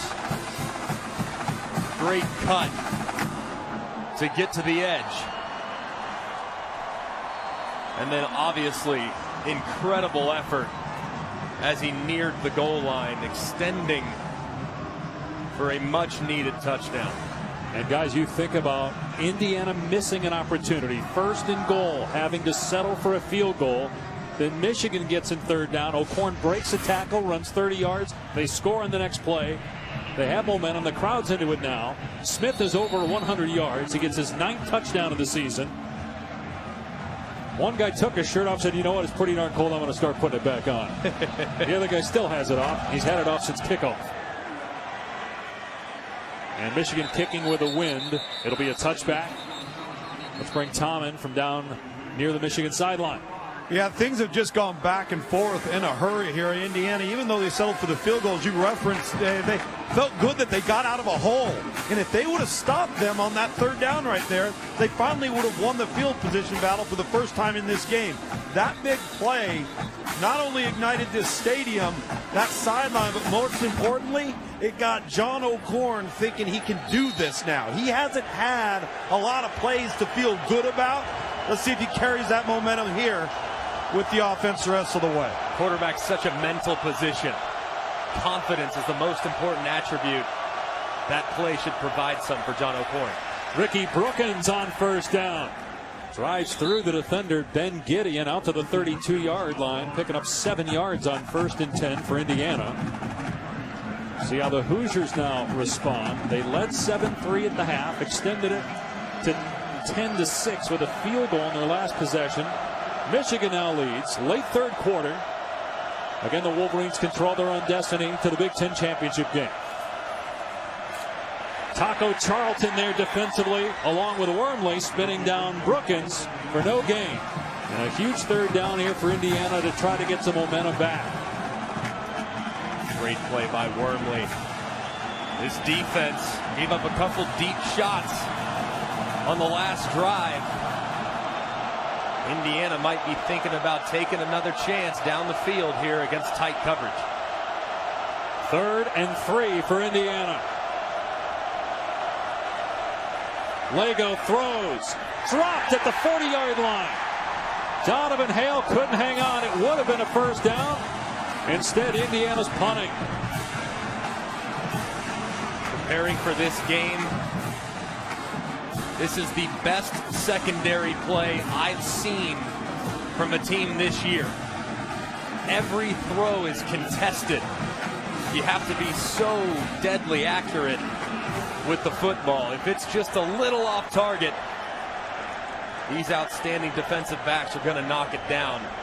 Example case in point right there by Lewis. Punting into the wind is Gideon. Takes an Indiana hop, and then, boy, a Hoosier caught the ball there at the 35-yard line where he shouldn't have. The ball was going to keep rolling. This was the turning point in the game so far. 3rd and long. O'Korn, a great step up. 2 hands on the football, securing it, and then getting to the edge. How about the block, by the way? J.U. Chesson, you see this all the time from him. He's outstanding on the perimeter. That type of play can completely change the way you feel as a player. Imagine we'll probably see a little bit different, a little more confident O'Korn on this offensive drive. Again, he's replacing the injured Wilton Spate as they run Smith straight ahead. And Indiana gang tackles him after a gain of 2. O'Korn sat out last year after transferring from Houston. He was the American Conference Rookie of the Year in 2013. Led all freshman quarterbacks in passing touchdowns. And then he struggled the next year in 2014. Beat out by Greg Ward, who's having another fine season for Houston. Beat Louisville the other night. Played 8 games this year. But with Spade injuring the left shoulder last week, O'Korn gets the start. Now, we don't know whether Spade will be available next week for the Ohio State game, or whether it'll be O'Korn against the Buckeyes on ABC at noon. Play action pass for O'Korn on 2nd down. Tipped. Incomplete. So 3rd and long now coming off the fingertips of true freshman Devin Asiasi. Asiasi's going to be a good player, Tom. I know you thought the world of him coming out of high school. Well, he was a guy that for us initially was a top 10 overall player as a tight end. Now keep in mind, this guy, you want to know what type of athlete he is. Jim Harbaugh wants athletes. This guy played as a wildcat quarterback and threw the football. Also played as a defensive tackle. Great all-around player. It's one of the reasons why he's playing as a true freshman. But Michigan faced here, guys, with a 3rd and long, 3rd and 8. Chris Evans in at running back. And they hand it off. Evans able to break 1 tackle, but only gets a couple of yards. And again, after O'Korn made the big play on the ground, as he dropped a pass on third down. They just hand the ball off here on this third down call, and they have to punt. Try to go with a little draw. This Indiana defense has been pinning their ears back. Even on the scramble by O'Korn, they had free rushers. They tried to get that aggressive defense to run past the running back. And Indiana did a great job responding on that drive. Punting with the win. Here's Page inside the 10. In trouble. Down he goes. Wolverines all over that. And Indiana will have to start from its 10 after a 50-yard punt. Expected according to the committee. College football rankings brought to you by Chick-fil-A.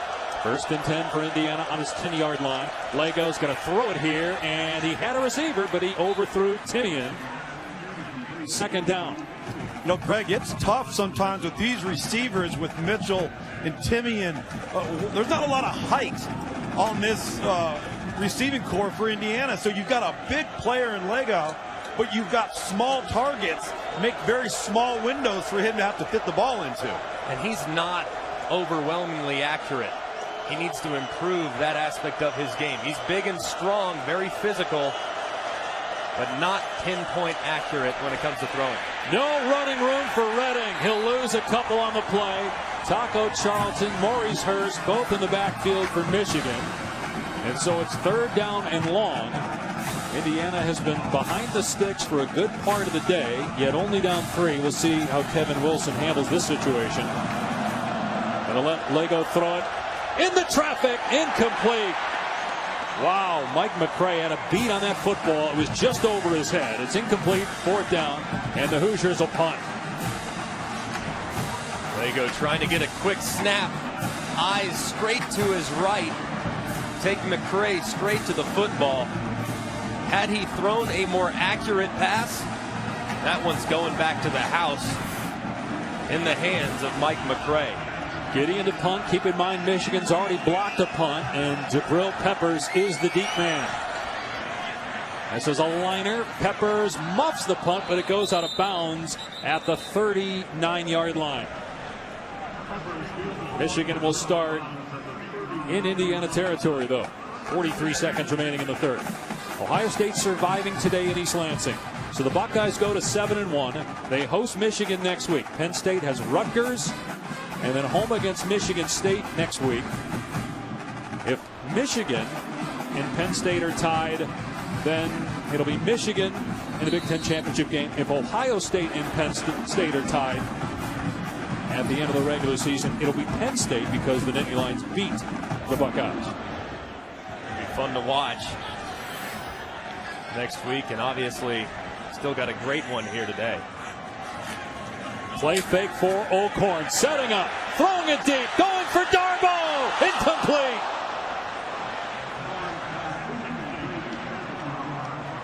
I love the decision by Jim Harbaugh and offensive coordinator Jed Fish. You have a lot of momentum. You have great field position. You have the wind at your back, and you'll only have that for the next 37 seconds of gameplay. Take a shot. See if you can't get a big touchdown to ignite this crowd. O'Korn still looking for his first completion of the third quarter, but they're going to run Davion Smith, and Smith has a ton of room inside the 20. Smith inside the 10. Smith to the house.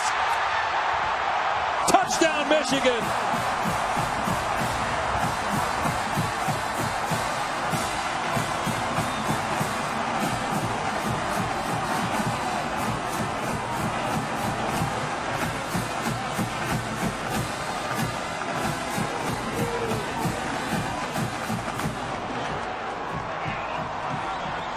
Davion Smith has taken over in the third quarter. He now has 143 rushing yards and 2 touchdowns in his final game at the Big House. His 10th rushing TD of the season. 20-10 Wolverines. Davion Smith said, "You want offense? I'll give you offense."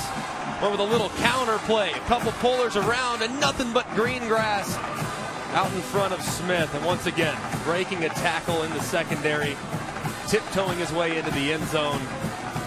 Just outstanding execution and a great cut by Davion Smith there to spring himself free. 96 yards in the quarter. Breaking tackles and the look from the pylon cam as he hits Pater to stretch the lead to 10 for Michigan.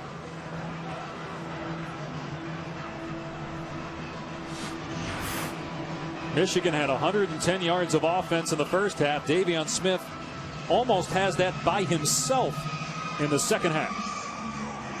They clearly at halftime made a commitment to running the football, challenged the offensive line. They were winning more often than not in the run game in the first half, but they had too many negative plays.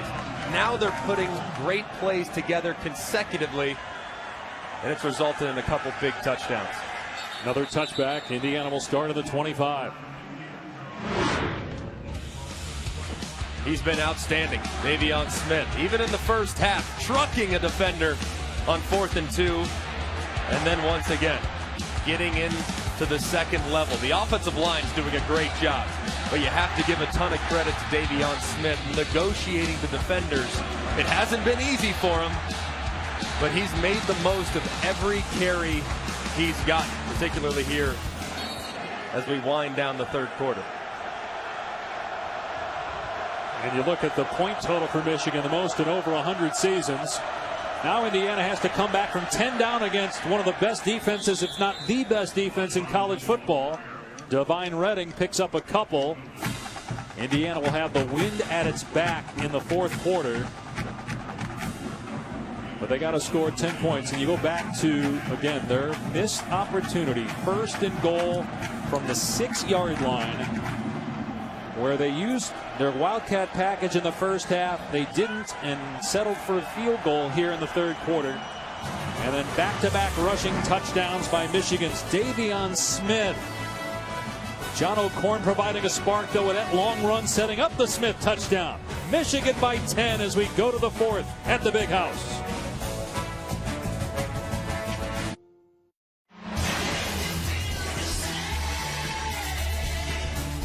Well, Michigan's defense was stout in that third quarter, holding Indiana to 20 rushing yards. The special teams have been outstanding all day for the Wolverines, and the high-flying Davion Smith, a career best 143 yards on the ground, 2 touchdowns in that third quarter, and the Wolverines have opened up a 10-point lead as they try to improve to 10-1 with a date in Columbus set for next week. Lego, hoping the Hoosiers aren't done, puts one on target to Ricky Jones. A first down to the 40 in a 13-yard gain. Great throw by Lego. Just a slant, great win by Ricky Jones, too, against Michigan's best corner in Jordan Lewis. They're getting challenged at the line of scrimmage. These Indiana wide receivers haven't been able to answer the challenge very often. You talked about quarterback confidence. Let's see if that pass gets Richard Lego going. They shift Redding out of the backfield again. Lego stepping up, and it's through the hands of Westbrook. He had him. Westbrook unable to hang on, though. Pretty good job stepping up by Lego. Very close. It's a game of inches. That one was about 2 feet wide. Lego to the air again in traffic, broken up by Stribling. Again intended for Westbrook on that last play. It didn't help that Chris Wormley was right in the face of Legos. He tried to hit Westbrook over the middle. Indiana still going up tempo, 3rd and 10, trying to get Michigan in a situation where they're not lined up. Lego going downfield over the head of Westbrook. Boy, it looked like Stribling maybe had the jersey of Westbrook, but no flag. It's 4th down, and the snow starts to fall. Just an errant throw by Lego that time. Stribling did have just a little bit of jersey, but he released it well before the ball got near the intended wide receiver. Good shot taken by Indiana. Michigan blocks another punt. And the Wolverines will take over at the 42. Khalid Hudson blocks it for the Wolverines. The second time today that they have blocked an Indiana punt. The special teams for Michigan, terrific throughout the game. What a great play. Getting around the wedge, laying out. Excellent job by Hudson. Timed the snap perfectly. And once again, that's their 4th blocked punt this year. 2nd today. And it's a big one for the Michigan Wolverines. Yeah, they have 6 block kicks total, the most in college football. First down on the 42-yard line. Michigan going to keep it on the ground. Ty Isaac as we check in with Adnan. They won 17, Colorado. Big Pac-12 game, Dave. Yeah, and if Colorado continues to win, that only helps Michigan and its hope of getting a college football playoff berth. Michigan doesn't need much help. Just take care of business. Smith lost his helmet. It was ripped off by Chris Covington. So they blow it dead when that happens. Where the ball carrier is, when you have your helmet taken off, he's got to come out for a play as well. They'll spot it at the 36. It'll bring up 3rd down. Covington just took it right off him. He was fighting for yards, too, even after the helmet went off. Clean play by Covington. But you're right, Greg, about Michigan getting into the college football playoff by winning out. But in terms of positioning and what their seed is in the college football playoff, how Colorado does is going to impact. Now, again, they've got a long way to go. They got to finish this game, win in Columbus, and then beat either likely Wisconsin or Nebraska, though you think the Badgers, who have the inside track in the Big Ten championship game. 3rd down and 4. They're going to let O'Korn throw it here. And his pass is caught, but they're short of the 1st down marker at the 35-yard line. Chesson pulled it in. It's 4th down. What will Michigan do here? They're going to think about it. They're holding their punt unit on the sideline. But I think this is the correct decision. Send them out. Try to pin Indiana deep.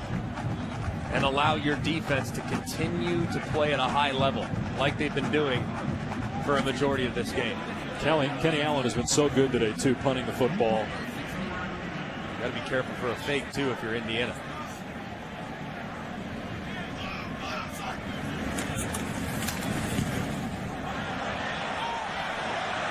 He hammered that one. I think he thought because he was kicking into the wind that it would hold the ball up a little bit longer, but it's a touchback. Indiana will start in the 20. For 2, Ohio State. Here in Ann Arbor with Greg McElroy, Tom Luganville, I'm Dave Pasch. Dr. Pepper Championship Drive game of the week, 20-10. Michigan leads Indiana. Hoosiers have the ball, but again, poor starting field position. This is actually good for them the way this game has gone, starting from their 20. Lego, they set up the screen to Redding, and an excellent play by Hurst. And only a gain of 1 for Redding. Tried to get a little screen going, get the drive started. Maurice Hurst said, no, sir. I saw this coming from a mile away, tracked it down. Outstanding play by the senior. Michigan gives up 11 points per game. Indiana down 10. Rodriguez off the left side has the 1st down. Alex Rodriguez, who after week 1 didn't have a single carry until last week against Penn State, gets a big 1st down here for the Hoosiers. Great blocking by the left side of the offensive line. Rashawn Gary was there, lined up over the tight end on the left side, and he got pancaked. Nobody home for Michigan defensively up front. Lego looking downfield, now goes to the sideline, off the hand of Mitchell Page with safety Delano Hill in coverage. 2nd and 10. That's what you see every single time you put on the tape and watch this Michigan defense. Every throw has to be perfect. I mean, defenders and secondary players are draped over the wide receivers. They are so good in the back end and make it so hard on quarterbacks. Lego moves to his left, and the pass low. Page caught it, though. They're ruling a catch at the 49. Devontae Thomas in coverage. The ball came out, but it was after Page had possession and was down. At least that was the ruling on the field. You take a look. Clearly down, secured the catch, then lets it get ripped out at the end. Good decision by the officials. Previous play is under further review. The ruling on the field was a reception. But I agree with you. I think we saw enough evidence there to confirm it. But Dennis Lipsky, the replay official, will look at it. Has the catch right there. It's secure. He's clearly down. Sits up. Yeah, and then has the ball pulled loose. That play should be confirmed. See, this replay, guys, I think really hurts Indiana because every time they've been able to sustain anything on offense, it's come after a big completion. And when they've been able to get to the line of scrimmage, run the play, catch Michigan on their heels, they had an opportunity to do that right there, and the whistle gets blown on them. Although you certainly understand it here because initially it's hard to tell. They want to make sure. Sure. But I think there is enough there, and hopefully this won't take much longer. I think they're looking at that other angle just to make sure that he did secure the football. And it'll be a first down for the Hoosiers. After further review, the ruling on the field is confirmed. Reception, first down. But Tom makes a great point here. You got it rolling. You picked up a couple of first downs. You know, again, if you can get it to about the 30-yard line, you don't need the touchdown here. I mean, as long as you can come up with something in terms of points on this possession, make it a one-score game. However, their kicker, Griffin Oates, has been remarkably inconsistent this year. You have to think they're thinking 6 all day long, unless it's a guaranteed field goal inside the 10-yard line. They have their Wildcat package out there with Xander Diamont in at quarterback and the backfield with Nate T. And Diamont kept it that time and shouldn't have. Jabril Peppers makes him pay. He pulled it back from Camion Patrick. It looked like he had running room, and he loses a yard. Boy, Peppers is good. This could be his final game here at the Big House. Third-year player, missed most of his freshman season due to injury. And the way teams are using guys his size in the NFL, in the traffic, it is nearly picked off and then nearly caught by Patrick.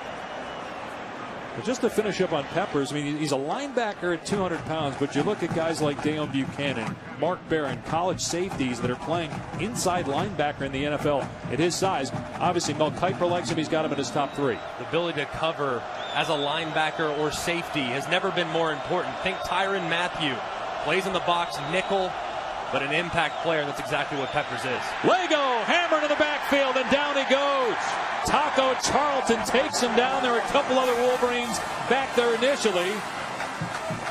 Indiana will have to punt the ball. Be fourth at about 18. Great play defensively. Just bringing some pressure. That is what Michigan does defensively under their coordinator, Don Brown. When it's a passing situation, they're coming after it. Flags are down. Indiana's had 2 punts blocked today. Looked like they were nervous about a third there happening. That get off time was a little quicker right there, Dave. Yeah. One step gone. How about 11 tackles for a loss for Michigan today? Offside. Defense. 5-yard penalty. Fourth down. They're trying to figure out who was offside. They couldn't, so just say that it's on Michigan. Still a punting situation. This could really help Indiana because they're punting with the wind at their back here. They have lost the field position battle throughout the day. So it's on Gideon here to punt one inside the 10 and make sure that Peppers can't return it.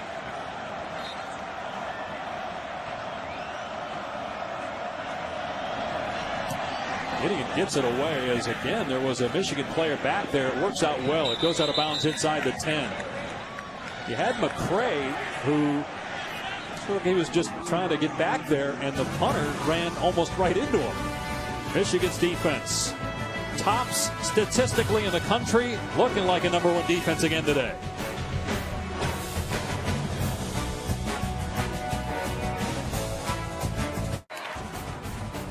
Davion Smith had almost 100 rushing yards in the third quarter as Michigan leads Indiana by 10, trying to keep pace with Ohio State. A showdown in Columbus on ABC next week.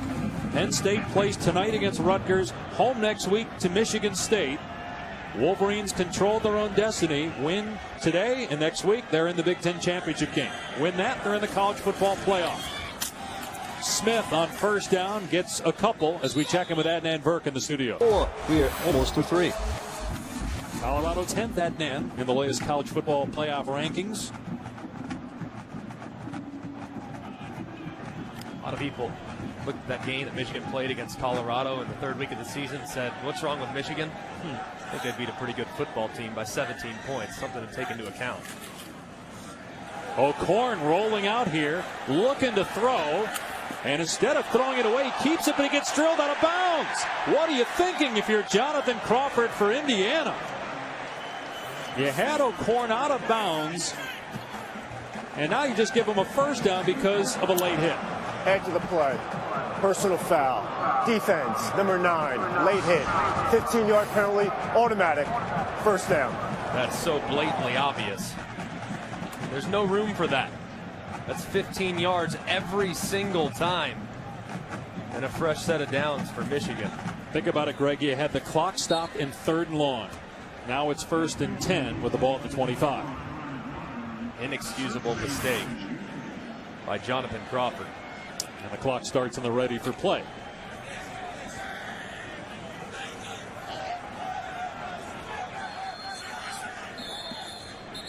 And Indiana has to call a timeout. They had too many men on the field defensively.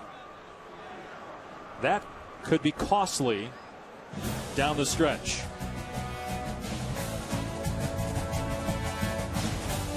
Hustle.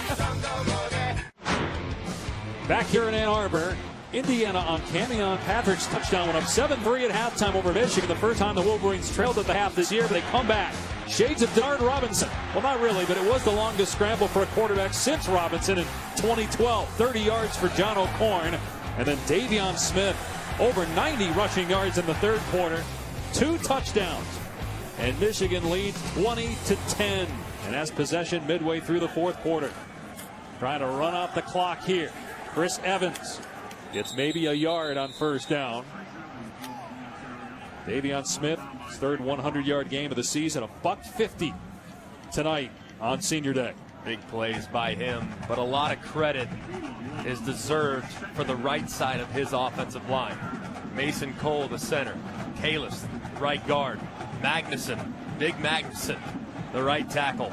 They have set the tone in the second half by running power football and trusting that they'd win in the trenches. Michigan's going to have to burn a timeout here unless they hurry up. They had the wrong personnel out there. Now they have it set with Peppers as the Wildcat quarterback, and they do snap it in time. Peppers past the 25, ripped down after a gain of 2 by Marcus Oliver, who missed the tackle, by the way, on that long John O'Korn run. Now it's 3rd and long. So do you let O'Korn throw the ball here, Greg? Or because you have a 10-point lead, do you run it, take time off the clock, and kick it? Your most successful plays today have been on the ground. I'd run the football. I'd continue giving it to my running back and allow the offensive line to make a play, but they go empty in an empty set. And then they shift back to a run formation. Karan Higdon. They snap it with 1 on the play clock, and he will throw it. O'Korn backing up, finds a receiver. It's Darbo, makes the defender miss, and has a first down. That's a killer right there. Amara Darbo, who's been quiet today, with a big play to move the sticks. Darbo'd been targeted 4 times, yet to reel in a catch. His first one comes at a critical time, and a great job by John O'Korn retreating, allowing his receiver to get across the field and connecting on a big 3rd down conversion. And true freshman Marcelino Ball shaken up for Indiana. 6:54 on the clock. Michigan leading by 10, and a fresh set of downs from the Wolverine 40-yard line when we return.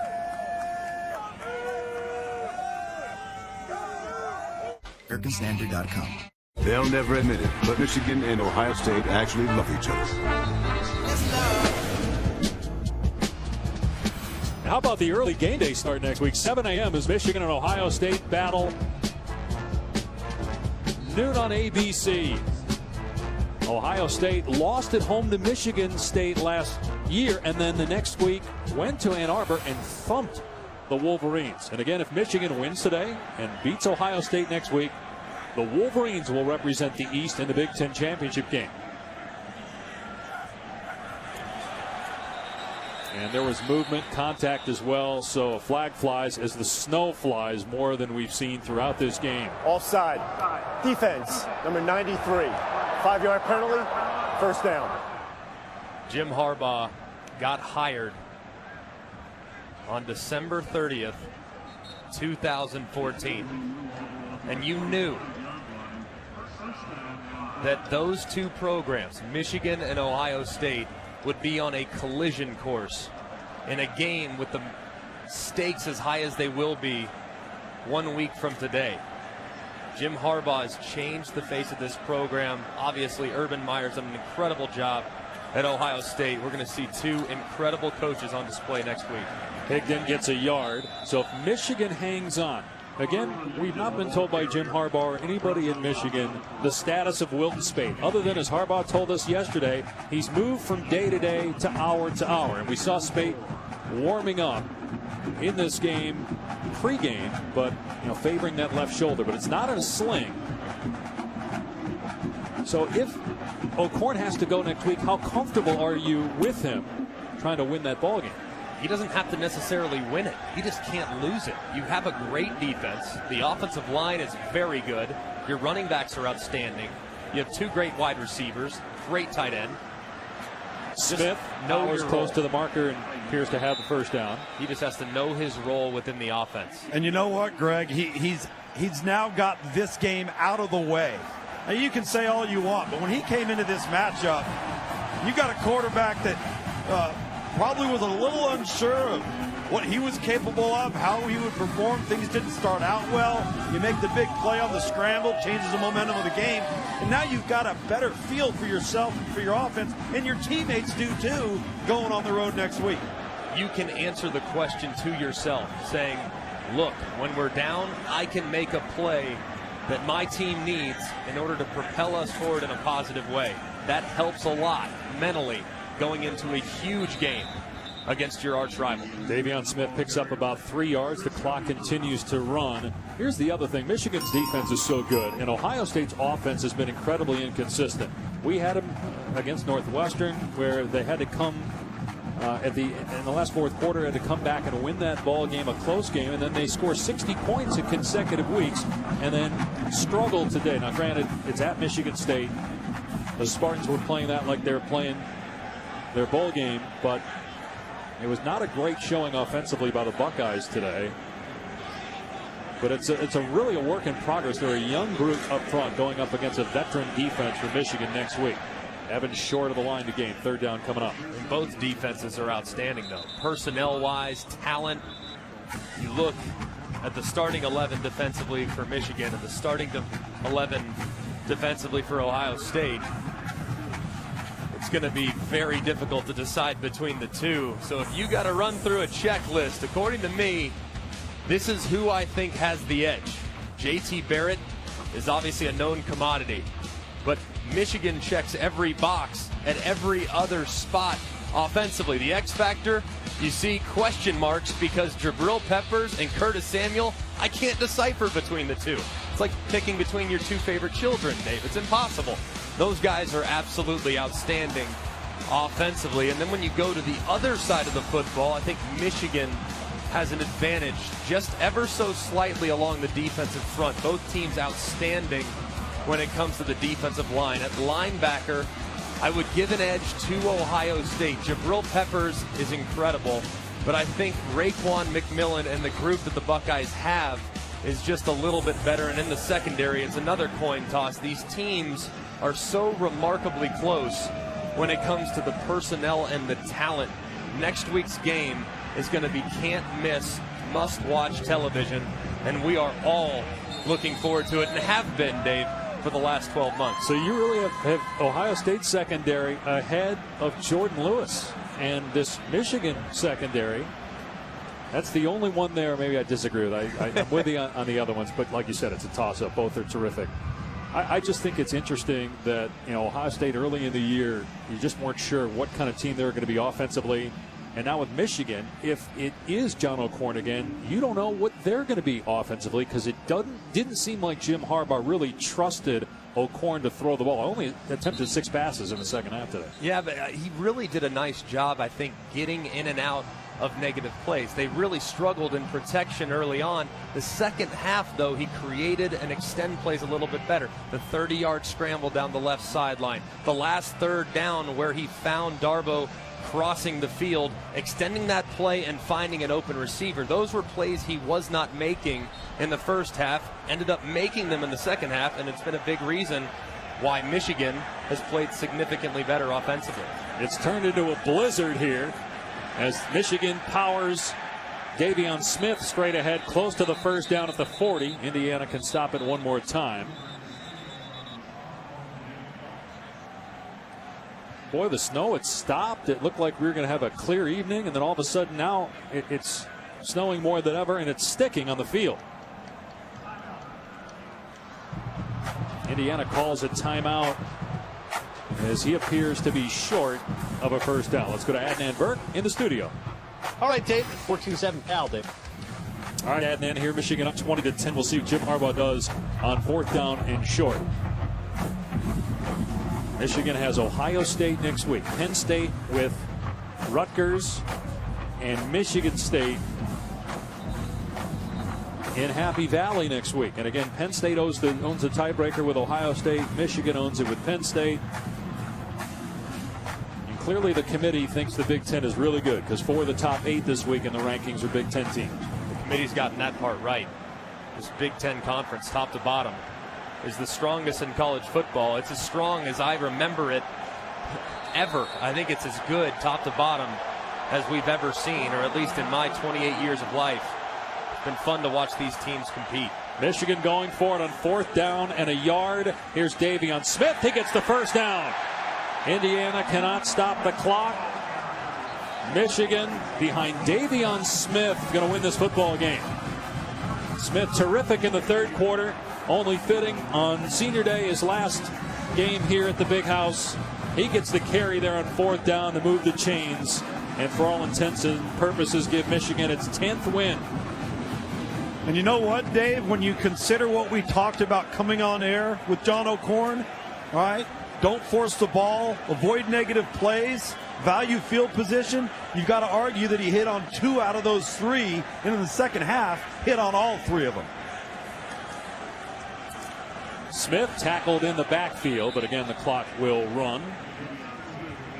Well, you mentioned, both of you guys pointed out that when he had that 30-yard run, it seemed like it not only helped O'Korn's confidence, but the confidence that his teammates had in him, because Michigan was a different team after that play.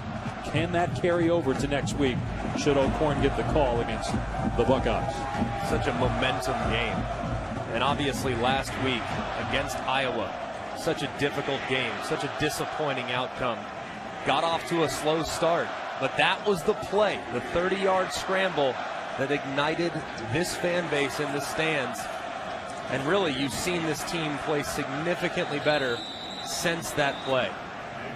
They're on the Michigan, or on the Indiana 39-yard line, at least we think, with snow covering the entire field now. It's third down and 13. And again, Indiana out of timeouts. Michigan is going to win 10 games in back-to-back seasons for the first time since 2002-2003. You think about what Jim Harbaugh has done at every stop. After a lengthy NFL career, he got into coaching late at San Diego. He turned that program around, went to Stanford, turned that program around in 4 years. They won an Orange Bowl. Goes to the 49ers, 3 NFC title games and a Super Bowl appearance. And in 2 years here at Michigan, and they are on the cusp of a potential college football playoff spot should they win next week and then win the Big Ten championship. He's been outstanding. And he has put these players, these 43 seniors in particular, through 4-hour practices. I mean, he has challenged them every step of the way. He knows exactly what his players need to get to the next level. He makes them uncomfortable on a daily basis. I was here working their camp last summer. Every camper throwing the football a million times, just being a quarterback. It was the aerial assault camp. Middle of the entire camp, he blows a whistle, says, that's it, get a glove. We're going to make you field ground balls, just because the players didn't expect it. He's throwing them curveballs, no pun intended, all the time. And that's what he's done with this team, making them uncomfortable. So in difficult situations like this, like last week, more often than not, they've been able to respond. Cheerleaders making snow angels. The fans loving it. Their team getting win number 10. Their last Big Ten championship was 2004. And they control their own destiny to get that title this year. Guys, how's the booth? Booth is warm, Tom. Is it? We'll bring some of it down to you post-game. That's nice. From your perspective, Tom, being down there, did you notice a change in the sideline after that O'Korn run? Yeah, absolutely. I don't think there's any question. And it was a change on both sidelines. It wasn't just over here. It was on the other side, because they felt like every single time with Indiana, they could just never make that one play that could separate them. But this sideline, I don't even think it was so much the sideline. I think it was John O'Korn personally, guys. Something changed in him, and I think it will really benefit him next week at Ohio State. They run Davion Smith on 4th down, and time will stop here on the change of possession. So Indiana's offense will get back in the field here with 53 seconds left. Tom, I saw those snow angels being made by the cheerleading squad. I think you ought to give it a whirl. What do you think? Snow angel, Tom? Move your legs, Tom. You dove on a football in a hurricane, so that still is not the most outstanding thing you've done this year. I love it. It was good. The SID here in Michigan just came over and said, hey, we wanted you to get John O'Korn after the game about the 35-yard line. I said, where's that? Lego on 1st down with 50 seconds left. Incomplete. Tried to hit Ricky Jones. 48 seconds remaining. So Michigan, assuming nothing miraculous happens here, will improve to 7-1, tied with Ohio State with the meeting next week. So one of those teams is going to be 8-1. Penn State wins its final 2 games. The Nittany Lions will be 8-1. It'll come down then to the head-to-head tiebreakers. That pass broken up, intended for Westbrook. And again, Michigan owns the tiebreaker with Penn State. Penn State owns the tiebreaker with Ohio State. Don't be surprised if next week Michigan State goes into Happy Valley and gives them all they want and more. It's the final game of the season for the Spartans. Penn State has played really well of late. Got challenged last week, answered that challenge by an Indiana team, ended up winning by a couple touchdowns. Don't be surprised if Michigan State makes Nittany Lions fans very nervous over the course of the 3-hour game next week. Well, Penn State, a team that early in the year did not look very good at all. They were blown out here in Ann Arbor, but one of the most improved teams in college football over the course of a season, Penn State. And they've got a Rutgers team that's been miserable all year, and then a home game against the Spartans, who have 1 win. The ball's on the ground. Indiana recovers, and that will likely do it unless the Hoosiers decide to snap it one more time here. And Dan Feeney a little banged up. You don't want to see that. He's one of the best offensive linemen in the Big Ten. College football scoreboard is up next. Clemson coming off a loss like Michigan was last week, trying to rebound on the road. The Tigers lost at home to Pitt. They play at Wake Forest tonight on ESPN. Michigan beats Indiana 20-10. The Wolverines get their 10th win of the season.